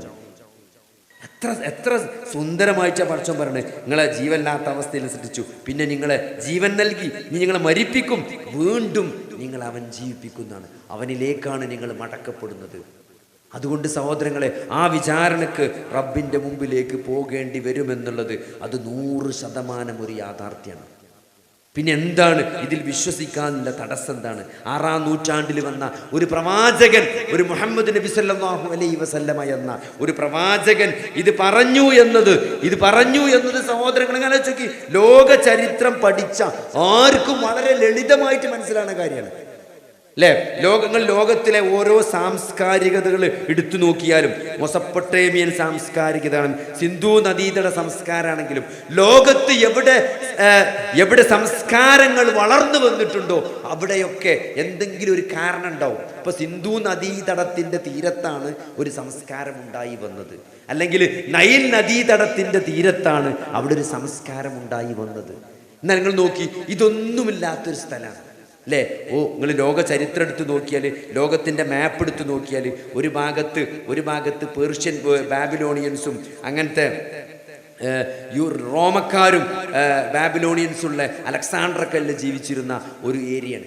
ഈ ഭാഗത്തെടുത്ത് നോക്കിയാൽ പേർഷ്യൻ രാജാക്കന്മാരും മംഗോളിയൻസൊക്കെ ഉള്ള ഒരു ലോകമാണ് ഇവിടെ കാണാൻ പറ്റുക. ഇതിൻ്റെ നടുവിൽ ആർക്കും വേണ്ടാത്ത, ഒരു ഫലഭൂയിഷ്ഠതയുമില്ലാത്ത, ഒരു നാഗരികതയുമില്ലാത്ത, ആർക്കും വേണ്ടാത്ത ഒരു സ്ഥലമാണ് അറേബ്യ എന്ന് പറഞ്ഞത്. അറേബ്യ എന്ന് അവിടെ ഒരു സംസ്കാരം ഉണ്ടാകാൻ വേണ്ട ഒരു സാധനം ആ മണലാരണ്യത്തിലില്ല എന്നുള്ളതാണ്. അവിടെ കൃഷിയില്ല, അവിടെ വെള്ളമില്ല, അവിടെ ഒരു സംസ്കാരം ഉയർന്നു വരാൻ ആവശ്യമായ ഒരു സാധനവുമില്ലാത്ത, ലോകത്തിലെ ഒരു ശക്തികളും തിരിഞ്ഞു നോക്കാത്ത ഒരു സ്ഥലമാണ് ഈ നടുവ് കിടക്കുന്ന അറേബ്യ എന്ന് പറഞ്ഞത്. അതിൻ്റെ അപ്പുറത്തും സംസ്കാരങ്ങൾ ഉണ്ടായി വന്നിട്ടുണ്ട്. വലിയ വലിയ ചക്രവർത്തിമാരും രാജാക്കന്മാരും ഉണ്ടായി വന്നിട്ടുണ്ട്. അതിൻ്റെ മറ്റേ ഭാഗം എടുത്ത് നോക്കിയാലും അവിടെ വലിയ വലിയ സാംസ്കാരികതകൾ 700-900 വർഷം നീണ്ട ചക്രവർത്തിമാരൊക്കെ ഭരണം നടത്തിയിട്ടുള്ള നാടുകളാണ് അതിൻ്റെ അപ്പുറവും ഇപ്പുറമുള്ളത്. ആ നടുവിലുള്ള ആ മണൽക്കാട്ടിൽ മാത്രം ഒരു സാംസ്കാരികതയും ഒരു നഗരവും അവിടെ ജീവിക്കാൻ ജീവിക്കാൻ ആവശ്യമായ ഒരു സാഹചര്യവും ഇല്ലാത്തൊരു നാടാണ്, ആർക്കും വേണ്ടാത്തൊരു സ്ഥലമാണ്. പക്ഷെ നിങ്ങൾ നോക്കി, അവിടെ ഒരു സംസ്കാരം ഉദയം ചെയ്യാണ്. അവിടെ മുഹമ്മദ് നബി അവിടെ എന്താണ് ആകെ ഉണ്ടായതെന്ന് ചോദിച്ചാൽ, എന്താണ് ആ മണലാരണ്യത്തിൽ ഉണ്ടായ അത്ഭുതം എന്ന് ചോദിച്ചാൽ അതൊരു പ്രവാചകൻ മാത്രമാണ് അല്ലേ. അവിടെ ജീവിക്കാൻ ആവശ്യമായ ഒരു സാഹചര്യം, വെള്ളമില്ല, കൃഷിയില്ല, ഒന്നുമില്ല. പിന്നെ എന്തുണ്ടായത്? അവിടെ അള്ളാഹു ഒരു പ്രവാചകനെ നിയോഗിച്ചു എന്ന് മാത്രമേ ഉള്ളൂ. ഒരു പ്രവാചകനെ നിയോഗിച്ചു. എന്നിട്ട് എന്താ സംഭവിച്ചത്? 130 വർഷം നബി സല്ലല്ലാഹു അലൈഹി വസല്ലമക്ക് ഹിജ്റ തുടങ്ങിയിട്ട് ആ 130 വർഷം കഴിയുമ്പോൾ അതിൻ്റെ ഇപ്പുറവും അപ്പുറവുമുള്ള വർഷങ്ങളുടെ 900 വർഷങ്ങളുടെ പാരമ്പര്യമുള്ള 2 നാഗരികതകളെയും അത് വിഴുങ്ങിക്കളഞ്ഞു എന്നാണ്. അമവി ഭരണകാലം അവസാനിക്കുമ്പം ഹിജ്റ 130 നിങ്ങൾ ലോക ചരിത്രത്തിന്റെ മാപ്പ് എടുത്ത് നോക്കി ഇവിടെ സ്പെയിന് മുതൽ ന്യൂഡൽഹി വരെ ഉള്ള ഈ ലോകത്തിന്റെ പകുതി ഭാഗം അന്ന് മുസ്ലിങ്ങളുടെ കീഴിലാണ്. 130 വർഷം കൊണ്ട്. അത് അപ്പുറത്തുണ്ടായിരുന്ന റോമക്കാരും ഇപ്പുറത്തുണ്ടായിരുന്ന പേർഷ്യക്കാരും ഒക്കെ നോക്കി, ഇപ്പുറത്തുള്ള പേർഷ്യക്കാരും അപ്പുറത്തുള്ള റോമക്കാർക്കും അവർക്കൊക്കെ 900 വർഷത്തിന്റെയും 700 വർഷത്തിന്റെയൊക്കെ പാരമ്പര്യമുണ്ട്. അവർക്കൊക്കെ സുസജ്ജമായ അവരുടെ ആർമി സംവിധാനങ്ങൾ, സൈന്യങ്ങൾ ഉണ്ടായിരുന്നു. പക്ഷെ അവരൊക്കെ ഈ ചെറിയ മനുഷ്യന്മാർ തോൽപ്പിച്ചു കളഞ്ഞു. സ്വന്തമായി സൈന്യമില്ലാത്ത, അങ്ങനെ പ്രത്യേകിച്ച് മുസ്ലിം ഭരണം എടുത്തു നോക്കിയാൽ അവിടെ പ്രത്യേകിച്ച് സൈന്യങ്ങളൊന്നുമില്ല. ജിഹാദിന് പോകാൻ പറഞ്ഞ സാധാരണക്കാരനാണ് ജിഹാദിന് പോണത്. അല്ലാതെ ഇങ്ങനെ വാളും അടി പയറ്റും അമ്പും വില്ലുമായിട്ട് നടക്കുന്ന ആളുകളല്ല അന്ന് യുദ്ധത്തിന് പോകുന്നത്. ആലോചിച്ച് നോക്കി. അപ്പോൾ ഈ 600-700 വർഷത്തെ പാരമ്പര്യമുള്ള ഈ 2 നാഗരികതകളെയും 130 വർഷം കൊണ്ട് 130 വർഷത്തെ ചരിത്രം പാരമ്പര്യമുള്ള ഒരു സംസ്കാരം അവരെ കീഴ്പ്പെടുത്തിയെങ്കിൽ സഹോദരങ്ങളെ, അവിടെ ഉണ്ടായത് എന്താണ്? അവിടെ ഒരു പ്രവാചകനാണ് ഉണ്ടായത്. ആ പ്രവാചകന് എന്തുകൊണ്ടാണ് ഇത് സാധിച്ചത്? അത് അള്ളാഹുവിൽ നിന്നുള്ള വഹി കൊണ്ടാണ്. അതുകൊണ്ട് ചരിത്രം പഠിച്ച കൃത്യമായിട്ട് മനസ്സിലാകും, ഈ മുഹമ്മദ് നബി സല്ലല്ലാഹു അലൈഹി വസല്ലമ എന്നത് അത് പ്രവാചകനാണ്, അള്ളാഹുവിൽ നിന്നുള്ള വഹിയുള്ള നബിയാണ് എന്ന് നമുക്കത് പഠിച്ചാൽ ബോധ്യപ്പെടും. ലോക ചരിത്രം പഠിച്ച് ആർക്കും അത് മനസ്സിലാകും. അല്ലെങ്കിൽ ഒരിക്കലും അതിന് സാധിക്കൂല. ഒരു ജീവൻ്റെ ഒരു ആൾതാമസത്തിന് ഒരു ഇതില്ലാത്തൊരു സ്ഥലത്ത് നിങ്ങൾ ആലോചിച്ച് നോക്കി, ഒരു കൃഷിക്ക് അറേബ്യ പറ്റൂല. ആ മക്കയിൽ എന്ത് കൃഷി അവിടെ ഉള്ളത്? ലോകത്തിലെ എല്ലാ സാധനങ്ങളും അങ്ങോട്ട് ഇറക്കുമതി ചെയ്യാണ്. ഒരു കൃഷിക്ക് അനുയോജ്യമായ നാടല്ല, ഒരു പട്ടണം അവിടെ അല്ല. ഒരു പട്ടണമോ ആളുകൾ തിങ്ങി നിറക്കി താമസിക്കുന്ന ഒരു പട്ടണമോ നാഗരികതയോ അവിടെ ഉണ്ടായിട്ടില്ല. പക്ഷേ അവിടേക്ക് ഒരു മനുഷ്യൻ വന്നു, അദ്ദേഹത്തിന് വഹി കിട്ടി, അദ്ദേഹത്തിൻ്റെ കൂടെ കുറെ ആളുകൾ ജീവിച്ചു. സഹാബികളായ ആളുകൾ അവരാ ദീൻ ഏറ്റെടുത്തു, അല്ലാഹു തൃപ്തിപ്പെട്ടു, റളിയല്ലാഹു അൻഹു എന്നാണ് സഹോദരങ്ങളെ. കാരണം എന്താ? അത് അവരുടെ മനസ്സാണ്. അവർ അല്ലാഹുവിനെ അങ്ങേയറ്റം സ്നേഹിച്ചു. വിശുദ്ധ ഖുർആനിൽ അല്ലാഹു പറയാണ്, വല്ലദീന ആമനു അശദ്ദു ഹുബ്ബൻ ലില്ലാഹ്, അശദ്ദു ഹുബ്ബൻ ലില്ലാഹ്. ഇവിടെ മറ്റു മതസ്ഥരായ ആളുകൾ, ഇവിടെ ഈ ശബരിമലയിൽ പോണ ആളുകളും മറ്റു മതസ്ഥരായ ആളുകൾ, അവരൊക്കെ അവരുടെ ദൈവത്തെ അങ്ങേയറ്റം സ്നേഹിക്കുന്നുണ്ട്. അല്ലെങ്കിൽ അവർക്ക് ഈ തണുപ്പിന് നീച്ചിട്ട് കുളിക്കാനും വ്രതമെടുക്കാനൊന്നും സാധിക്കൂല. അവരവരുടെ ദൈവത്തെ സ്നേഹിക്കുന്നുണ്ട്. പക്ഷെ വിശ്വാസികളെ സംബന്ധിച്ചിടത്തോളം വല്ലദീന ആമനു അശദ്ദു ഹുബ്ബൻ ലില്ലാഹ്, അവർ അല്ലാഹുവിനെ ഏറ്റവും ശക്തമായി സ്നേഹിക്കുന്നവരാണ്. ആ സ്നേഹങ്ങൾക്ക് മനസ്സിലാണെങ്കിൽ ഉഹുദ് യുദ്ധം തുടങ്ങുന്നതിന്റെ മുമ്പ് സഅദ് ഇബ്നു അബീ വഖാസ് റളിയല്ലാഹു അൻഹു അബ്ദുല്ലാഹി ഇബ്നു ജഹ്ഷ് റളിയല്ലാഹു അൻഹു ഒരു രണ്ടാളും ഇങ്ങനെ സംസാരിക്കണം. സഅദ് ഇബ്നു അബീ വഖാസും അബ്ദുല്ലാഹി ഇബ്നു ജഹ്ഷ് റളിയല്ലാഹു അൻഹു രണ്ടുപേരും കൂടി യുദ്ധം തുടങ്ങാൻ നിൽക്കുകയാണ്. അപ്പോൾ പറയണം, നമ്മൾ രണ്ടുപേരും കൂടി പ്രാർത്ഥിക്കാം, രണ്ടുപേരും നമുക്ക് പ്രാർത്ഥിക്കാം. എന്നിട്ട് എന്ത് ചെയ്യാം? ഞാൻ പ്രാർത്ഥിക്കുമ്പം നിങ്ങൾ ആമീൻ പറയണം, നിങ്ങൾ പ്രാർത്ഥിക്കുമ്പം ഞാനും ആമീൻ പറയും. അവിടെ എന്താ പ്രാർത്ഥിക്കണോ? ആദ്യം സഅദ് ഇബ്നു അബീ വഖാസ് പ്രാർത്ഥിക്കണം, ഈ വരാൻ പോണ ഈ യുദ്ധത്തിൽ ശക്തനായ ഒരു എതിരാളിയെ എനിക്ക് കിട്ടണം എന്നാണ്. എന്നിട്ട് ഞാനും അദ്ദേഹവും ശക്തമായ പോരാട്ടത്തിൽ ഏർപ്പെടണം. എന്നിട്ട് ഞാൻ അയാളെ വധിക്കണം. അപ്പോൾ രണ്ടുപേരും ആമീൻ പറയും. അടുത്തത് അബ്ദുല്ലാഹി ഇബ്നു ജഹ്ഷ് റളിയല്ലാഹു അൻഹുവിൻ്റെ ടേണാണ്. അപ്പോൾ അദ്ദേഹം കൈ ഉയർത്തി പ്രാർത്ഥിക്കണം, ഈ വരാൻ പോണ യുദ്ധത്തിൽ ശക്തനായ ഒരു എതിരാളിയെ എനിക്ക് കിട്ടണം. എന്നിട്ട് ഞാനും അയാളും ശക്തമായ ഫൈറ്റിംഗ് നടക്കണം. എന്നിട്ട് അയാൾ എൻ്റെ മൂക്ക് മുറിക്കണം, എൻ്റെ വായ ഛേദിക്കണം. അങ്ങനെ അയാൾ എന്നെ കൊല്ലണം. എന്നിട്ട് അല്ലാഹു എന്നോട് ചോദിക്കണം, സാധിക്കണം, ജഹ്ഷേ നിന്റെ മൂക്കെവിടെ എന്ന് നാളെ മഹ്ശറയിൽ വെച്ച് ചോദിക്കുമ്പോൾ എനിക്ക് പറയാൻ സാധിക്കണം, അത് ഞാൻ അല്ലാഹുവേ നിനക്ക് നിന്റെ മാർഗത്തിൽ നൽകിയിട്ടുണ്ട് എന്ന് എനിക്ക് പറയാൻ സാധിക്കുന്ന വിധത്തിൽ എനിക്ക് രക്തസാക്ഷിത്വം തരണേ അല്ലാഹുവേ എന്ന് പ്രാർത്ഥിച്ചപ്പം സഅദ് ഇബ്നു അബീ വഖാസ് അന്തം വിട്ടുപോയി എന്നാണ്. പക്ഷെ രണ്ടുപേരും ആമീൻ പറഞ്ഞു. അങ്ങനെ യുദ്ധം തുടങ്ങി. യുദ്ധം അവസാനിച്ചു. 70ഓളം സഹാബിമാരാണ് അന്ന് ഉഹുദിൽ ഷഹീദായത്. അങ്ങനെ സഅദ് ഇബ്നു അബീ വഖാസ് പ്രാർത്ഥിച്ച പോലെ തന്നെ ശക്തനായ ഒരു എതിരാളിയെ കിട്ടി. അദ്ദേഹം ആ എതിരാളിയെ വധിക്കുകയും ചെയ്തു. അബ്ദുല്ലാഹി ഇബ്നു ജഹ്ഷിന് എന്താണ് സംഭവിച്ചത് എന്നറിയാൻ വേണ്ടി ഈ ശുഹദാക്കൾ അങ്ങനെ തപ്പി നടക്കുകയാണ്, എവിടെയാണ് ജഹ്ഷ് എന്നറിയാൻ. അങ്ങനെ ഒരു മൂലയിൽ അബ്ദുല്ലാഹി ഇബ്നു ജഹ്ഷിന്റെ മൃതദേഹം അല്ലെങ്കിൽ മയ്യത്ത് കാണുകയാണ്. എന്താണ്? മൂക്ക് ഛേദിക്കപ്പെട്ട നിലയിൽ, വായ ഛേദിക്കപ്പെട്ട നിലയിൽ, ആ പ്രാർത്ഥനയ്ക്ക് ഉത്തരം നൽകിയ നിലയിൽ അദ്ദേഹം അബ്ദുല്ലാഹി ഇബ്നു ജഹ്ഷിന്റെ മയ്യത്ത് കാണുകയാണ്. നിങ്ങൾ ആലോചിച്ച് നോക്കി, അങ്ങനെ പ്രാർത്ഥിക്കാൻ ഒരാൾക്ക് സാധിക്കുമോ സഹോദരങ്ങളെ? അത് അല്ലാഹുവിനോടുള്ള സ്നേഹമാണ്. അതുകൊണ്ടാണ് അല്ലാഹു പറഞ്ഞത് വല്ലദീന ആമനു അശദ്ദു ഹുബ്ബൻ ലില്ലാഹ്. വിശ്വാസികളായ ആളുകൾ അല്ലാഹുവിനോട് അങ്ങേയറ്റത്തെ സ്നേഹമുള്ളവരാണ്. ആ സ്നേഹം അവർ ജീവിതം കൊടുത്ത് തെളിയിച്ചു സഹോദരങ്ങളെ. അതുകൊണ്ടാണ് അവരെ പറ്റി അല്ലാഹു റളിയല്ലാഹു അൻഹും, അല്ലാഹു അവരെ പറ്റി തൃപ്തിപ്പെട്ടു എന്ന് പറഞ്ഞത്. അവര് പോയ സ്വർഗത്തിലേക്കാണ് നമുക്ക് പോകാനുള്ളത്. ഒരു ചെറിയ പ്രയാസം ഉണ്ടാകും, പടച്ചോനെ ഇന്നോടിത് വേണ്ടീനോ എന്ന് നമ്മൾ ചോദിക്കുമ്പം, എന്നോട് എന്തിനാ പടച്ചോനെ, ഇന്നെന്തിനാ പടച്ചോനെ ഇങ്ങനെ പരീക്ഷിക്കുന്നത്, ഇന്നെന്തിനാ അങ്ങനെ പ്രയാസപ്പെടുത്തുന്നത് എന്ന് നമ്മൾ എത്ര കൂളായിട്ടാണ് സഹോദരങ്ങളെ പറയുന്നത്. പക്ഷേ അവരവരുടെ ജീവനാണ് എന്ത് ചെയ്തത്? ആ അള്ളാഹുവിൻ്റെ മാർഗത്തിൽ നൽകിയത്. അതുകൊണ്ട് ഈ അവര് നടന്നുപോയ സ്വർഗത്തിലേക്ക് നമുക്ക് പോകണമെങ്കിൽ സഹോദരങ്ങളെ നമ്മളും നമ്മുടെ ജീവിതം കൊണ്ട് ആ സ്നേഹം, പടച്ചവനോടുള്ള സ്നേഹം തെളിയിക്കണം. ഒരു ചെറിയ പ്രയാസം വരുമ്പം അതിൽ ക്ഷമിച്ചുകൊണ്ട് അതിന് അല്ലാഹു എനിക്ക് പ്രതിഫലം നൽകുമെന്ന ഉറച്ച ബോധ്യത്തോടു കൂടി. അതാണ് സഹോദരങ്ങളെ ഈ തൗഹീദ് എന്ന് പറഞ്ഞത്. അല്ലാഹു മാത്രമാണ് ആരാധനക്കർഹൻ, അല്ലാഹുവാണ് പ്രാർത്ഥനയ്ക്ക് ഉത്തരം നൽകുന്നവൻ. അല്ലാഹു അല്ലാത്ത ഒരു ശക്തിക്കും എൻ്റെ ജീവിതത്തിൽ ഒരു നന്മയോ തിന്മയോ കൊണ്ടുവരാൻ സാധ്യമല്ല. അത് ജിന്നാകട്ടെ, മനുഷ്യനാകട്ടെ, മലക്കാകട്ടെ, ജീവിച്ചിരിക്കുന്നവരാകട്ടെ, മരിച്ചവരാകട്ടെ, ആർക്കും സാധ്യമല്ല എന്ന ഏറ്റവും ഉറച്ച ബോധ്യവും വിശ്വാസവും അതാണ് തൗഹീദ്. അതുള്ളവരാണ് സഹോദരങ്ങളെ വിശ്വാസികൾ. ജീവിതത്തിൽ ചെറിയ പ്രയാസങ്ങളും എല്ലാവർക്കും വരും. അത് നബി സല്ലല്ലാഹു അലൈഹി വസല്ലമക്കും വന്നിട്ടുണ്ട്. ജീവിതത്തിലെ പ്രയാസങ്ങൾ വരുമ്പം നിരാശപ്പെടുകയാണെങ്കിൽ സഹോദരങ്ങളെ ഏറ്റവും കൂടുതൽ നിരാശപ്പെടേണ്ടത് അള്ളാഹുവിൻ്റെ റസൂലാണ്. അള്ളാഹുവിൻ്റെ റസൂലിൻ്റെ അത്ര ജീവിതത്തിൽ പ്രയാസങ്ങൾ ഏറ്റുവാങ്ങിയ, പരീക്ഷണങ്ങൾക്ക് വിധേയനായ ഒരാളെയും കാണാൻ സാധ്യമല്ല. പ്രവാചകന്മാരാണ് ഏറ്റവും കൂടുതൽ പരീക്ഷണങ്ങൾക്ക് വിധേയമായിട്ടുള്ളത്. ഒരു അസുഖം വരുമ്പോൾ നമ്മൾ എന്തിനാ സങ്കടപ്പെടുന്നത്?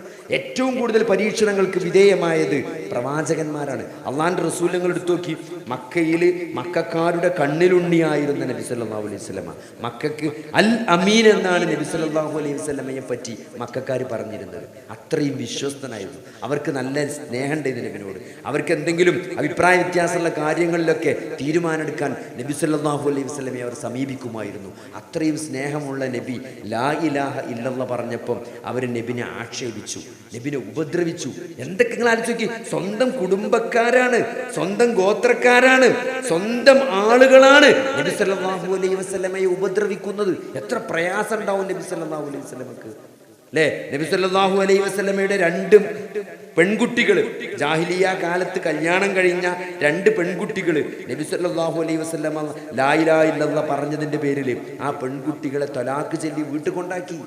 വീട്ടിൽ നിങ്ങൾ മുജാഹിദായിട്ട് നിങ്ങളെ 2 മൂത്ത സുന്നി മരുക്കള് നിങ്ങളെ മക്കളെ ഡൈവോഴ്സ് ചെയ്താൽ എന്തായിരിക്കും നിങ്ങളെ അവസ്ഥ ആലോചിച്ച് നോക്കി നിങ്ങൾ. അതേപോലെയാണ് 2 പെൺകുട്ടികളെ തലാഖ് ചൊല്ലി വീട്ടിൽ കൊണ്ടാക്കി. ജനിക്കുന്ന ആൺകുട്ടികൾ മുഴുവനും മരിച്ചു പോകുക. ജനിക്കുന്ന ആൺകുട്ടികൾ മുഴുവൻ മരിച്ചു പോകുക. താങ്ങും തണലുമായിരുന്ന അബൂ താലിബ് മരിക്കാണ് അല്ലേ? ചെറുപ്പത്തിലെ വാപ്പല്ലാതെ ജനിച്ചു. മാതാവ് 6 വയസ്സായപ്പോൾ നഷ്ടപ്പെടാണ്. 8 വയസ്സായപ്പോൾ പിതാമഹൻ നഷ്ടപ്പെടാണ്. അബൂ താലിബിന്റെ വീട്ടിൽ ദരിദ്രനായിട്ടാണ് നബി സല്ലല്ലാഹു അലൈഹി വസല്ലമ വളരുന്നത് അല്ലേ? അതിനുശേഷം നുബുവത്ത് കിട്ടിയപ്പം നാട്ടുകാരും വീട്ടുകാരൊക്കെ കൈയൊഴിയുന്ന അവസ്ഥ ഉണ്ടാകുകയാണ്, ഉപദ്രവിക്കുന്ന അവസ്ഥ ഉണ്ടാകുകയാണ്. മക്കള് മൊഴി ചൊല്ലി വീട്ടിലിരിക്കുന്ന അവസ്ഥ ഉണ്ടാകാണ്. ജനിക്കുന്ന ആൺകുട്ടികൾ മുഴുവൻ മരിക്കുന്ന അവസ്ഥ ഉണ്ടാകാണ്. താങ്ങും തണലുമായിരുന്ന അബൂ താലിബ് മരിക്കുന്ന അവസ്ഥ ഉണ്ടാകാണ്. ഖദീജ ബീവി മരിക്കുന്ന അവസ്ഥ ഉണ്ടാകാണ്.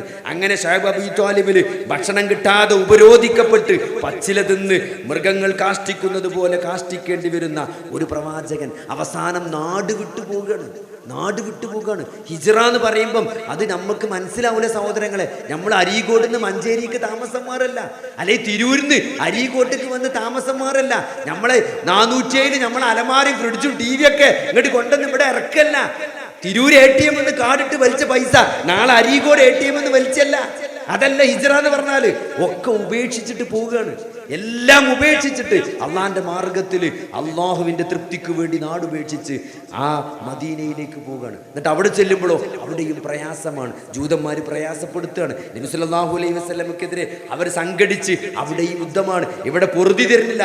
ഇവിടുന്ന് മക്കത്ത് നിന്ന് വന്ന് ആളുകൾ മദീനയിൽ ഉപദ്രവിക്കുകയാണ്. അങ്ങനെയാണ് ബദർ ഉണ്ടാകുന്നത്, ഉഹുദ് ഉണ്ടാകുന്നത്. പിന്നെ സൂറത്തു അഹ്സാബ് ഓതിയാൽ മനസ്സിലാകും ഖന്തക്ക് യുദ്ധം ഉണ്ടാകുന്നത്. മദീനയിലെ മുഴുവൻ ആളുകളും ഇസ്ലാമിനെതിരിൽ ശത്രുക്കൾ മുഴുവൻ സംഘടിച്ച് നബി സല്ലല്ലാഹു അലൈഹി വസല്ലമയെ പ്രയാസപ്പെടുത്തുകയാണ്. അങ്ങനെ പ്രയാസപ്പെടുത്തിയിട്ടും സഹോദരങ്ങളെ നബി സല്ലല്ലാഹു അലൈഹി വസല്ലമ തളർന്നിട്ടില്ല. നിങ്ങൾ ആലോചിച്ച് നോക്കി, ആ ഒരു 23 വർഷം കൊണ്ട് ലോകത്തിലൊരു ചരിത്രം രചിച്ചേക്കാണ്. ഇന്ന് മുസ്ലിം ജനസംഖ്യ എത്ര സഹോദരങ്ങളെ? 180 ബില്യണാണ്. അതായത് 200 കോടിനോട് അടുക്കാൻ പോവുകയാണ് മുസ്ലിം ജനസംഖ്യ.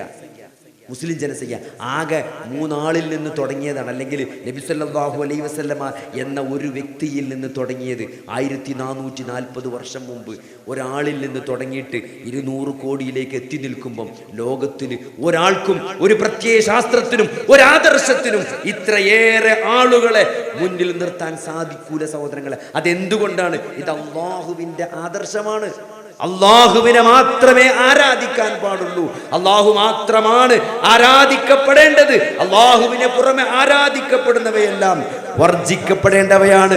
അവയൊന്നും യഥാർത്ഥ ആരാധ്യ വസ്തുക്കളല്ല എന്ന തൗഹീദിന്റെ ഏറ്റവും ക്ലാരിറ്റിയുള്ള ശബ്ദമാണ് ഇസ്ലാമിൻ്റെത്. നിങ്ങൾ ആരെയാണ് ആരാധിക്കേണ്ടത്? യാ അയ്യുഹന്നാസ് ഉഅ്ബുദൂ റബ്ബക്കും, നിങ്ങൾ നിങ്ങളെ സൃഷ്ടിച്ച് നിങ്ങളെ പരിപാലിക്കുന്ന നിങ്ങളുടെ റബ്ബിനെയാണ് ആരാധിക്കേണ്ടത് എന്ന കൃത്യമായി. ഇത് ഇത്രയും വർഗീയതല്ലാത്ത വിശ്വാസം ആർക്കാണ് പറയാൻ പറ്റുക?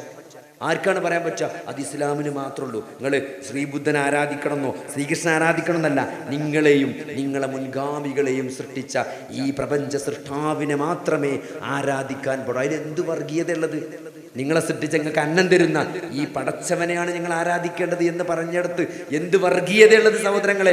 ആ പടച്ചവൻ അവതാരങ്ങളില്ല, ആ പടച്ചവന് ബിംബങ്ങളില്ല, ആ പടച്ചവൻ ദൈവമായി അവതരിക്കൂല, മകനാകൂല, വാപ്പാകൂല എന്ന് കൃത്യമായിട്ട് പറയാൻ എന്ത് വർഗീയത? ഒരു വർഗീയതയില്ല. എന്തിനാണ് ഖുൽ ഹുവല്ലാഹു അഹദ് ഇറങ്ങിയത്? ഖുൽ ഹുവല്ലാഹു അഹദ് അല്ലാഹുസ് സമദ് ലം യലിദ് വലം യൂലദ് വലം യകുൽ ലഹു കുഫുവൻ അഹദ്. എന്തിനാണ് സഹോദരങ്ങൾ അത് ഇറങ്ങിയത്? അല്ലാഹു ബാപ്പല്ല, അല്ലാഹു മകനല്ല എന്ന് നമ്മളോട് എന്തിനാ പടച്ചോൻ പറഞ്ഞത്? ചില ആളുകൾ അല്ലാഹു ബാപ്പയാണെന്ന് പറയുന്നു, ചില ആളുകൾ അല്ലാഹു മകനാണെന്ന് പറയുന്നു, ചില ആളുകൾ അല്ലാഹു മൂന്നും കൂടിയതാണെന്ന് പറയുന്നു. ഇതൊക്കെ പറയുന്ന ആളുകൾ ഇവിടെ ഉണ്ട്. അല്ലാഹുവിന് മക്കളുണ്ട്, പെൺമക്കളുണ്ട് എന്നൊക്കെ പറയുന്ന ആളുകൾ, പറഞ്ഞ ആളുകൾ ഇവിടെ ഉണ്ടായിട്ടുണ്ട്. അതിനുള്ള മറുപടിയാണ്. അപ്പൊ ഇതൊക്കെ നിരാകരിച്ചുകൊണ്ട് അല്ലാഹു മാത്രമാണ് ആരാധനക്കർഹനെന്നും എൻ്റെ ജീവിതത്തിലേക്ക് നന്മയും തിന്മയും എല്ലാം കൊണ്ടുവരാൻ അല്ലാഹുവിനല്ലാതെ വേറൊരാൾക്കും കഴിയുകയില്ല എന്നുള്ള ഈ യഥാർത്ഥ തൗഹീദിൽ വിശ്വസിച്ചുകൊണ്ട് നമ്മൾ മുന്നോട്ട് പോകുമ്പോൾ സഹോദരങ്ങളെ, നമുക്ക് ഒരു പ്രയാസം ജീവിതത്തിൽ എന്തൊക്കെ ബുദ്ധിമുട്ടുകൾ, രോഗമാകട്ടെ അപകടമാകട്ടെ, എന്തൊക്കെ പ്രയാസങ്ങൾ വന്നാലും ഒരു വ്യക്തമായ കാഴ്ചപ്പാട് ഉണ്ടായിക്കഴിഞ്ഞാൽ ഈ പ്രതിസന്ധികളൊക്കെ നമുക്ക് തരണം ചെയ്ത് മുന്നോട്ട് പോകാൻ സാധിക്കും. സൂറത്തുൽ ളുഹ അത് നമ്മൾ കൃത്യമായിട്ട് നബി സല്ലല്ലാഹു അലൈഹി വസല്ലമക്ക് പ്രയാസമുണ്ടായ ഒരു സന്ദർഭത്തിൽ വഹി കുറച്ച് വൈകി അല്ലേ? ആദ്യം വഹി വന്നു, പിന്നെ കുറച്ച് വഹി വരാണ്ടായപ്പം നബി സല്ലല്ലാഹു അലൈഹി വസല്ലമക്ക് തന്നെ ചില മാനസികമായ പ്രയാസം ഉണ്ടായി. കാരണം പ്രവാചകനാണ് എന്നാണല്ലോ പറയണത്. അപ്പോൾ എന്നെ അള്ളാഹുവിന് ഇഷ്ടപ്പെട്ടില്ലേ, എൻ്റെ വഹി നിലച്ചു പോയത് കൊണ്ട് അള്ളാഹ്ക്ക് എന്നെ വെറുത്തോ, അള്ള എന്നെ നബിയായി തിരഞ്ഞെടുത്ത് പിന്നെ ഒഴിവാക്കിയോ എന്ന് നബിക്ക് തോന്നിപ്പോയി. നബിക്ക് തോന്നിപ്പോയി വഹി കിട്ടി, പിന്നെ വഹി ഇല്ലാതായപ്പം പടച്ചോൻ എന്നെ ഒഴിവാക്കിയോ, വഹി തരാതെ എന്ന് നബിക്ക് വിഷമം വന്നപ്പം ഇറങ്ങിയ സൂറത്താണ് ദുഹ. ആ ദുഹ ഓതുമ്പം തന്നെ നമുക്ക് കൃത്യമായിട്ട് അത് എന്നും എക്കാലത്ത് ആരെപ്പം എങ്ങനെ ഓതിയാലും സഹോദരങ്ങളെ അതിൽ വല്ലാത്തൊരു വെളിച്ചമുണ്ട്. ആ ദുഹ എന്ന് പറഞ്ഞാൽ തന്നെ ആ സൂര്യൻ ഇങ്ങനെ പൊന്തി ഒരു മുഴായി വരുമ്പോൾ നല്ലൊരു വെളിച്ചം ഇങ്ങനെ വരും. ഇരുട്ട് മാറിയിട്ട് ഒരു വെളിച്ചം വരുന്ന നേരാണ് ദുഹ എന്ന് പറഞ്ഞാൽ. ആ സൂറത്തിൻ്റെ പേരെന്നെ അതാണ്, ആ സൂറത്തിൻ്റെ തുടക്കം അതാണ്. ജീവിതത്തിലെ ഇരുട്ട് മാറിയിട്ട് ഒരു വെളിച്ചം വരികയാണ്. വല്ലൈലി ഇദാ സജ, രാത്രി തന്നെയാണ് സത്യം അല്ലേ, ആ ദുഹ തന്നെയാണ് സത്യം. എന്നിട്ടോ അതിങ്ങോട്ട് ശാന്തമാകുമ്പോൾ മാ വദ്ദഅക റബ്ബുക വമാ ഖല, മാ വദ്ദഅക. ഇതെന്താ അറിയോ, ഈ സൂറത്ത് എന്ന് പറഞ്ഞത് ഇത് മൂല്യമാര് പറയണമാതിരി പ്രയാസം ഉണ്ടാവുമ്പോൾ ഓതണം എന്ന് പറയാനല്ല ഈ സൂറത്ത് പഠിപ്പിച്ചത്. ആ സൂറത്ത് നൽകുന്നൊരു വെളിച്ചമുണ്ട്, ആ സൂറത്ത് നൽകുന്ന ഒരു ആശയമുണ്ട്. ആ സൂറത്ത് നമ്മുടെ ജീവിതത്തിൽ ഇരുട്ടിനെ മാറ്റി ഒരു വെളിച്ചം നൽകാണ്ട്. അതിൻ്റെ ആശയം കൊണ്ടാണ് കിട്ടുള്ളൂ, അത് ചെല്ലിയോണ്ട് കിട്ടൂല, അത് ചെല്ലാൻ നബി പറഞ്ഞിട്ടില്ല. അത് ഖുർആൻ ഓതുമ്പം അതിൻ്റെ ആദർശത്തിൽ നിന്ന് ആശയത്തിൽ നിന്ന് നമുക്ക് ആ വെളിച്ചം കിട്ടും. മാ വദ്ദഅക റബ്ബുക വമാ ഖല, നിന്റെ റബ്ബ് നിന്നെ കൈവിട്ടിട്ടില്ല, നിന്നെ വെറുത്തിട്ട്. നമുക്ക് എപ്പോഴും തോന്നുന്നതാണ്, ഒന്ന് ചെറിയൊരു പ്രയാസം വരുമ്പോൾ പടച്ചോനെ കൈവിട്ടോ, പടച്ചോനെ ഒഴിവാക്കിയോ എന്ന് തോന്നും. അത് സ്വാഭാവികമായിട്ടും തോന്നും. കാരണം കുറച്ചിങ്ങനെ നല്ല സുഖത്തിൽ നിന്ന് പിന്നെ ഒരു ഇടങ്ങേറ് വരുമ്പോൾ ആർക്കും തോന്നുന്ന കാര്യമാണ്. അതുകൊണ്ട് നമ്മൾ ഒരിക്കലും റബ്ബ് എന്ത് ചെയ്തിട്ടില്ല, നിന്നെ കൈവിട്ടിട്ടില്ല, നിന്നെ വെറുത്തിട്ടില്ല. എന്നിട്ടോ വലൽ ആഖിറതു ഖൈറുൽ ലക മിനൽ ഊല, ആഖിറത്താണ് ദുനിയാവിനേക്കാൾ ഖൈർ എന്നർത്ഥം വെച്ചാലും അവിടെ സൂട്ടാണ്. അതല്ല, വരാനുള്ളതാണ് വന്നതിനേക്കാൾ ഖൈർ, ഇതുവരെ വന്നതിനേക്കാൾ ഖൈർ ഇനി വരാനുള്ള ജീവിതമാണ് എന്ന ആശയമാണെങ്കിലും അത് സൂട്ടാണ്. വലസൗഫ യുഅതീക റബ്ബുക ഫതറുല്ലാ, നിന്റെ രക്ഷിതാവ് നിനക്ക് വലിയ അനുഗ്രഹങ്ങൾ നൽകും, അപ്പോൾ നിനക്ക് എന്ത് ചെയ്യും, നീ തൃപ്തിപ്പെടുന്നു. അപ്പൊ റബ്ബ് എന്ത് ചെയ്യും, റബ്ബ് കുറെ അനുഗ്രഹങ്ങൾ നൽകുമെന്നാണ്. അലം നമ്മൾ ആലോചിക്കട്ടെ, അലം യജിദ്ക യതീമൻ ഫആവ, അലം യജിദ്ക യതീമൻ, നിന്നെ ഒരു അനാഥയായി കണ്ടു എന്നിട്ട് നിനക്ക് സംരക്ഷണം നൽകി. നമ്മൾ ആലോചിച്ചാൽ മതി, നമ്മളിപ്പോൾ ഉള്ള നമ്മുടെ ഒരു അവസ്ഥ അല്ലേ, നമ്മൾ സാമ്പത്തികമായും സാമൂഹികമായൊക്കെ നമ്മൾ ഇന്ന് ആസ്വദിക്കുന്ന ആസ്വാദനങ്ങൾ കുറച്ചൊരു 10-20 കൊല്ലം മുമ്പ് നമ്മുടെ അവസ്ഥ എന്തായിരുന്നു അല്ലേ? ഒരു നമ്മളെ വാഹന സൗകര്യമാകട്ടെ, ഇപ്പോൾ പള്ളികളാകട്ടെ, ഇപ്പം ഇന്ന് നിസ്കരിച്ച പള്ളി എന്താ തണുത്തിട്ട് ബറക്ക്. ഞാൻ അങ്ങനെ ആലോചിച്ചാൽ പള്ളിയിൽ നിന്ന് മഗ്‌രിബ് നിസ്കരിച്ചപ്പം തണുത്ത് ബറക്കുക. കുറച്ച് ആൾക്കാരുണ്ട് ബാക്കത്തെ റൂമിൽ, ഇവിടെ സഫൊന്നും പൂർത്തിയായിട്ടില്ല, ബാക്കത്തെ റൂമിൽ 3 ആൾക്കാർ നിസ്കരിച്ചത്. അപ്പൊ സംഭവം എന്താ വെച്ചാൽ തണുപ്പ് പറ്റാത്തവരാണ് ഇവിടെ ബാക്കിൽ നിൽക്കുന്നത്. ഇമ്മാരി ചൂടത്ത് തണുത്ത് ബറക്കതിനുള്ളിൽ AC ഇട്ടിട്ട്, AC ഫുള്ളിട്ടിട്ട് ബറക്കെന്നില്ല, ഒന്നുണ്ടാക്കിയാണ് കയറിയിട്ട് ബറക്ക, അമ്മാരിത്തെ തണുത്ത്. നമ്മളെ നാട്ടിലെ പള്ളികളുടെ അവസ്ഥയാണത്. മുമ്പ് എന്തെയ്യുന്നു സഹോദരങ്ങളെ, ആ നടുവത്തെ പള്ളീൻ്റെ ആ പഴയ ഒക്കെ കൂടി മരത്തിൻ്റെ ഉള്ളിൽ പള്ളികൾ ചെന്നാൽ ചൂട്ടിട്ട് വേർത്തിട്ട്. ഇന്ന് നമ്മളെ പള്ളികളൊക്കെ AC ആണ് അല്ലേ, ഒന്നുണ്ടാക്കാനുള്ള സൗകര്യങ്ങൾ, ടോയ്ലറ്റുകൾ ഒക്കെ ലക്ഷറിയാണ് അല്ലേ. പള്ളികളൊക്കെ നമ്മൾ ഏകദേശം ഗൾഫിലെ പള്ളീൻ്റെ സ്റ്റൈലിലേക്ക് മാറിക്കൊണ്ടിരിക്കുകയാണ്. എല്ലാ തരത്തിലും നമ്മൾ ഏത് ദുനിയാവിൻ്റെ ഏത് കാര്യം എടുത്താലും നമുക്ക് മെച്ചാണ്. നിങ്ങൾ ആലോചിച്ച് നോക്കി, നമ്മളെ പെരയിൽ സൈക്കിളില്ലാത്ത കാലം ഉണ്ടായിരുന്നു അല്ലേ. അരവണ്ടിയും സൈക്കിളൊക്കെ 50 പൈസക്കും മണിക്കൂറിന് പടുത്തിട്ട് 25 പൈസക്കും 50 പൈസക്കും ഒക്കെ മണിക്കൂറിന് വാടക കൊടുത്ത് സൈക്കിൾ പഠിച്ച ആൾക്കാരാണ്. ഇന്ന് ഓരോ പെരയിലും ഓരോ കുട്ടികൾക്ക് ഓരോ സൈക്കിളാണ്, 3 ചക്രമുള്ളത്, 2 ചക്രമുള്ളത്, എല്ലാ ടൈപ്പ് സൈക്കിളും നമ്മളെ പെരയിലുണ്ട്. അതേപോലെ നമ്മളെ സൗകര്യങ്ങൾ, ബസ് നടന്നു പോയ ആളുകൾ, ബസ്സിൽ പോയ ആളുകൾ ഇന്ന് ഏത് വണ്ടി എടുക്കണം എന്നുള്ള കൺഫ്യൂഷനാണ്. ചെറിയ കാർ എടുക്കണോ, വലിയ വണ്ടി എടുക്കണോ, സ്കൂട്ടർ വേണോ, മാർക്കറ്റിക്ക് പോകാൻ സ്കൂട്ടർ, വലിയ വണ്ടിക്ക് പോകാൻ 6 ചക്രമുള്ളത്, 4 ചക്രമുള്ളത്, അങ്ങനെയൊക്കെ കൂടി നിറഞ്ഞുകൊണ്ടിരിക്കുകയാണ്. അപ്പം അങ്ങനെ ഒരു അവസ്ഥയിലാണ് നമ്മളെ ഇന്നത്തെ അവസ്ഥ. അപ്പം അതുകൊണ്ട് ഏത് കാര്യം എടുത്ത്, അപ്പം പെണ്ണുങ്ങളെ കാര്യം, ഇപ്പം ആണുങ്ങൾ മാത്രമല്ല പെണ്ണുങ്ങളെ കാര്യം എടുത്ത് നോക്കിയാൽ മതി. ഇപ്പോൾ പണ്ട് ഉരലിലൊക്കെ ഇടിച്ച് പൊട്ടിച്ച് അങ്ങനെയൊക്കെയാണ് ഇതുണ്ടാക്കിയത്. ഇന്നൊക്കെ റെഡി മിക്സാണ്. എത്രയോ പണികളൊക്കെ എത്രയോ സൗകര്യമാണ് അല്ലേ, ഏത് സാധനം ഉണ്ടാക്കാനും ഒക്കെ വളരെ ഈസിയാണ്. എന്നിട്ട് ഇത്രയൊക്കെ നമുക്ക് സമയ ലാഭമാണ്. എത്രയല്ല നമ്മളെ പണികളൊക്കെ എത്ര ഈസി ആയിട്ട് നടക്കുന്നുണ്ട്. എന്നിട്ടും ഒരായത്ത് അധികം ഓതാനോ, ഒരു സൂറത്തൊന്ന് അധികം ഓതാനോ, എന്തെങ്കിലും ഒരു നല്ല കാര്യം ചെയ്യാനോ നമ്മൾ ഈ സമയം ചെലവഴിക്കുന്നുണ്ടോ? ഇങ്ങനെയൊക്കെ നമുക്ക് സൗകര്യങ്ങൾ ഉണ്ടായിട്ടും നമ്മളത് അള്ളാഹുവിന് തൃപ്തിപ്പെട്ട ഒരു മാർഗത്തിൽ നമ്മൾ ഉപയോഗിക്കുന്നുണ്ടോ? പിന്നെ സഹോദരൻ വവജദക ളാല്ലൻ ഫഹദ, പടച്ചോൻ പറയാണ്, നിന്നെ അവൻ ലോലായിട്ട് വഴി അറിയാത്തവനായിട്ട് കണ്ടു, എന്നിട്ട് നിനക്ക് ഹിദായത്ത് നൽകിയതാണ്. നമ്മൾ ജാഹിലിയത്തിലായിരുന്നു അല്ലേ? നമ്മൾ ജാറത്തിൽ പോകുന്ന കുറേ ആളുകളുണ്ടായിരുന്നു. ഷിർക്ക് ഇവിടെ കരികോടായതുകൊണ്ട് അങ്ങനത്തെ ആൾക്കാരാണ്. നമ്മളെ നാട്ടിലൊക്കെ തൗഹീദ് കിട്ടിയവരാണ് കുറേ ആളുകൾ. ജാഹിലിയത്തിൽ കുറേ നിന്നവരാണ്. അതുകൊണ്ട് അതിൻ്റെ വില, ജാഹിലിയത്ത് എന്താ എന്ന് മനസ്സിലായവനാണ് തൗഹീദ് എന്തിൻ്റെ വില മനസ്സിലാവുള്ളൂ. അരീകോട്ടുകാർക്ക് അത് അറിയണമെന്നില്ല എന്നൊക്കെ തോന്നുന്നത്. അതുകൊണ്ട് ഇവിടെ അതിന് വലിയ പ്രസക്തി ഇല്ല. ജാഹിലിയത്ത് അറിഞ്ഞോലാണ് തൗഹീദിൻ്റെ വില മനസ്സിലാക്കുക. അള്ളാഹ് പറയാണ്, നീ വഴി പിഴച്ചവനായിരുന്നു, എന്നിട്ട് നിനക്ക് ഞാൻ ഹിദായത്ത് നൽകി, ഗൈഡൻസ് നൽകി. നീ ദരിദ്രനായിരുന്നു, എന്നിട്ട് ഞാൻ നിനക്ക് ധന്യത നൽകി, ഐശ്വര്യം നൽകി. അതുകൊണ്ട് ഇനി യതീമുകളെ ആട്ടിയോടിക്കരുത്, ചോദിക്കുന്നവനെ അടിച്ചമർത്തരുത്, വിരട്ടിയോടരുത്. ഇതൊക്കെ നമ്മളോട് ചോദിച്ചാൽ മതി അല്ലേ? നമ്മളെ അവസ്ഥ, വീട്ടിലെ ഭക്ഷണത്തിൻ്റെ അവസ്ഥ, ഇനി നമ്മൾ എന്തൊക്കെയാണ് കഴിക്കണേ, മുമ്പ് നമ്മൾ എന്തൊക്കെയാണ് കഴിച്ചിരുന്നത്, എല്ലാം കൊണ്ടും നമുക്ക് മെച്ചം.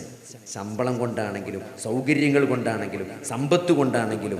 എന്നിട്ട് പിന്നെ എങ്ങനെ സഹോദരങ്ങളെ നമ്മൾ പടച്ചോനെ പറ്റിയൊരു മോശമായ വിചാരണം, പടച്ചോൻ വെറുത്തുന്നു, പടച്ചോൻ തിന്നില്ലാന്നും, പടച്ചോൻ്റെ നേരെ നോക്കിടില്ല എന്നൊക്കെ എങ്ങനെയാണ് നമുക്ക് പറയാൻ സാധിക്കുക? അതുകൊണ്ട് അത് വളരെ ഗൗരവമുള്ള വിഷയമാണ്. ആകെ ജീവിതത്തിൽ ഇത് അവസാനിപ്പിക്കണം. ആകെ ജീവിതത്തിൽ നിങ്ങൾ മനസ്സിലാക്കേണ്ടത്, ഉള്ളതിൽ സംതൃപ്തിപ്പെട്ട് കിട്ടിയ അനുഗ്രഹങ്ങൾക്ക് നന്ദി കാണിച്ചുകൊണ്ട്, ഒരു പ്രയാസം ഉണ്ടാവുമ്പോൾ ക്ഷമിക്കുകയും ഒരു സന്തോഷം ഉണ്ടാവുമ്പോൾ അതിൽ നന്ദി കാണിക്കുകയും ചെയ്ത് മുന്നോട്ട് പോയാൽ തൗഹീദുണ്ടോ നിങ്ങൾ സ്വർഗത്തിലെത്തും. യാതൊരു സംശയവുമില്ല. ആകെ ജീവിതത്തിൽ അത്ര ശ്രദ്ധിക്കണ്ടുള്ളൂ. ഇത് പ്രയാസം വരുമ്പോൾ ക്ഷമിക്കുക, സന്തോഷം ഉണ്ടാവുമ്പോൾ നന്ദി കാണിക്കുക, തൗഹീദിന്റെ മുന്നോട്ട് പോവുക. ഉള്ളതിൽ സംതൃപ്തമായൊരു മനസ്സ്. അതില്ലല്ലോ ഇതില്ലല്ലോ എന്നല്ല, ഉണ്ടല്ലോ, ഇതൊക്കെ ഉണ്ടല്ലോ, ഒരു അസുഖം ഇല്ലല്ലോ. നിങ്ങൾ ആലോചിച്ച്, എന്തൊക്കെ നിങ്ങൾക്ക് ദുനിയാവുണ്ടെങ്കിലും ഒരസുഖം വന്ന് അതൊന്നും മതിയാവില്ല സഹോദരങ്ങളെ. ആ ദുനിയാവിന്റെ ഏത് ലക്ഷറി കൊണ്ടും നിങ്ങൾ അസുഖത്തിന്റെ പ്രയാസം മാറ്റാൻ കഴിയില്ല. അത്രയും പറയാൻ ഒരു അസുഖം വരുമ്പോൾ. അപ്പൊ അതിലൊക്കെ ക്ഷമിക്കണമെങ്കിൽ ഈ ഒരു ആദർശത്തിനും ഈ ഒരു വിശ്വാസത്തിനും മാത്രമേ കഴിയുള്ളൂ. അതാണ് മുഅ്മിനിന്റെ കാര്യം അത്ഭുതമാണെന്ന് പറഞ്ഞത്. അത് മുഅ്മിന് മാത്രമേ ഉള്ളൂ, അത് വേറൊരാൾക്കും കിട്ടാത്തതാണ്. എന്തുകൊണ്ടാണ്? ഒരു പനി വന്നാൽ, ഒരു ടൈഫോയിഡ് വന്നു, ഒരു ക്യാൻസർ വന്നു, ഇതൊക്കെ വിശ്വാസിക്കും അവിശ്വാസിക്കും ഒരേപോലെയാണ്. CT സ്കാനിൽ ഒരേമാതിരിയാ കാണുക, ബ്ലഡ് ടെസ്റ്റ് ചെയ്താൽ ഒരേ റിസൾട്ടാ കിട്ടുക. വിശ്വാസിയെന്നോ അവിശ്വാസിക്ക് റിസൾട്ടിലോ ടെസ്റ്റിലോ ഇൻവെസ്റ്റിഗേഷൻസിലോ സ്കാനിങ്ങിലോ വ്യത്യാസം ഉണ്ടാവില്ല. ലക്ഷണങ്ങൾ ഒരേമാതിരിയാണ്, വേദന ഒരേമാതിരിയാണ്. പക്ഷെ എന്താണ് വ്യത്യാസം? സൂറത്തു തൗബയിൽ അള്ളാഹു പറയുന്നുണ്ട് എന്താണ് വ്യത്യാസം എന്നുണ്ട്. നിങ്ങൾ പ്രതീക്ഷിക്കുന്നത് അവർ പ്രതീക്ഷിക്കാത്ത ഒന്ന് നിങ്ങൾ പ്രതീക്ഷിക്കുന്നത്, അതാണ് വ്യത്യാസം. അവർ പ്രതീക്ഷിക്കാത്ത, അവർക്കും വേദനിക്കുന്നുണ്ട്, അവർക്ക് യുദ്ധത്തിൽ പരിക്കുണ്ടായിട്ടുണ്ട്, അവർക്ക് വേദന ഉണ്ട്, അവർക്ക് മുറിവുണ്ട്, നിങ്ങൾക്കും വേദന ഉണ്ട്, നിങ്ങൾക്കും മുറിവുണ്ട്. പക്ഷെ എന്താണ് വ്യത്യാസം? അവർ പ്രതീക്ഷിക്കാത്ത ഒന്ന് നിങ്ങൾ പ്രതീക്ഷിക്കുന്നുണ്ട്, അതാണ് വ്യത്യാസം.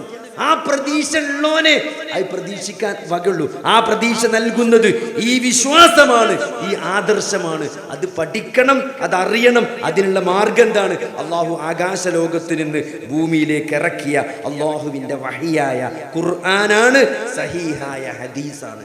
അത് പഠിക്കുക, അത് ജീവിതത്തിൽ പ്രാവർത്തികാക്കുക. അതെല്ലാവർക്കും, മക്കൾക്കും പേരക്കുട്ടികൾക്കും, നമ്മുടെ ജീവിതത്തിൽ ആരൊക്കെ നമ്മളുമായിട്ട് ബന്ധപ്പെടുന്നുണ്ടോ ഓരോടൊക്കെ അത് പറയാ, നിരന്തരം ഉപദേശിച്ചു കൊണ്ടിരിക്കുക. അതെന്നെയാണ് മാർഗം. അത് പറയാ, അതിലുണ്ടാകുന്ന പ്രയാസങ്ങളിലൊക്കെ നമ്മൾ ക്ഷമിക്കുക, അള്ളാഹുവിൽ തവക്കുല് ചെയ്യുക. അള്ളാഹു നമുക്ക് എന്ത് ചെയ്യും? അത് വിജയത്തിന്റെ മാർഗം തുറന്നു തരും. ഈ തെരഞ്ഞെടുപ്പ് വരികയാണ്, അതുകൊണ്ട് പ്രാർത്ഥനകളിൽ അല്ലാഹുവേ, ഞങ്ങളോട് കരുണ കാണിക്കാത്ത ആളുകൾക്ക് ഞങ്ങളുടെ മേൽ അധികാരം നൽകല്ലേ റബ്ബേ എന്ന അള്ളാന്റെ റസൂല് പഠിപ്പിച്ച പ്രാർത്ഥന ഉത്തരം കിട്ടുന്ന സമയത്തൊക്കെ നിരന്തരമായിട്ട് നമ്മൾ പ്രാർത്ഥിക്കുക. തൗഹീദുള്ള ആളുകളുടെ പ്രാർത്ഥനയ്ക്ക് അള്ളാഹു ഉത്തരം നൽകുമെന്നത് അള്ളാഹുവിൻ്റെ ഗ്യാരണ്ടിയാണ്. അതുകൊണ്ട് സഹോദരങ്ങളെ, ആത്മാർത്ഥമായിട്ട് നമ്മൾ പ്രാർത്ഥിക്കുക. ആ പ്രാർത്ഥിക്കാൻ, എൻ്റെ പ്രാർത്ഥനയ്ക്ക് ഉത്തരം കിട്ടാൻ ഞാൻ അർഹനാണോ എന്ന് മാത്രം നമ്മൾ ചെക്ക് ചെയ്യുക, ആത്മവിചിന്തനം നടത്തുക. അള്ളാഹു സുബ്ഹാനഹു വ തആല ഖുർആനും ഹദീസും പഠിക്കുകയും സലഫുകൾ മനസ്സിലാക്കിയ പോലെ അത് മനസ്സിലാക്കുകയും അത് പ്രയോഗവൽക്കരിക്കുകയും ചെയ്യാനും അത് മറ്റുള്ളവർക്ക് എത്തിച്ചു കൊടുക്കാനും അള്ളാഹു നമുക്ക് തൗഫീഖ് നൽകുമാറാകട്ടെ. റബ്ബനാ ആതിനാ في الدنيا حسنة وفي الآخرة حسنة وقنا عذاب النار اللهم اغفر للمؤمنين والمؤمنات والمسلمين والمسلمات اللهم أعز الإسلام والمسلمين وأذل الشرك والمشركين آمين آمين برحمتك يا أرحم الراحمين اللهم صل على محمد وعلى آل محمد والحمد لله رب العالمين.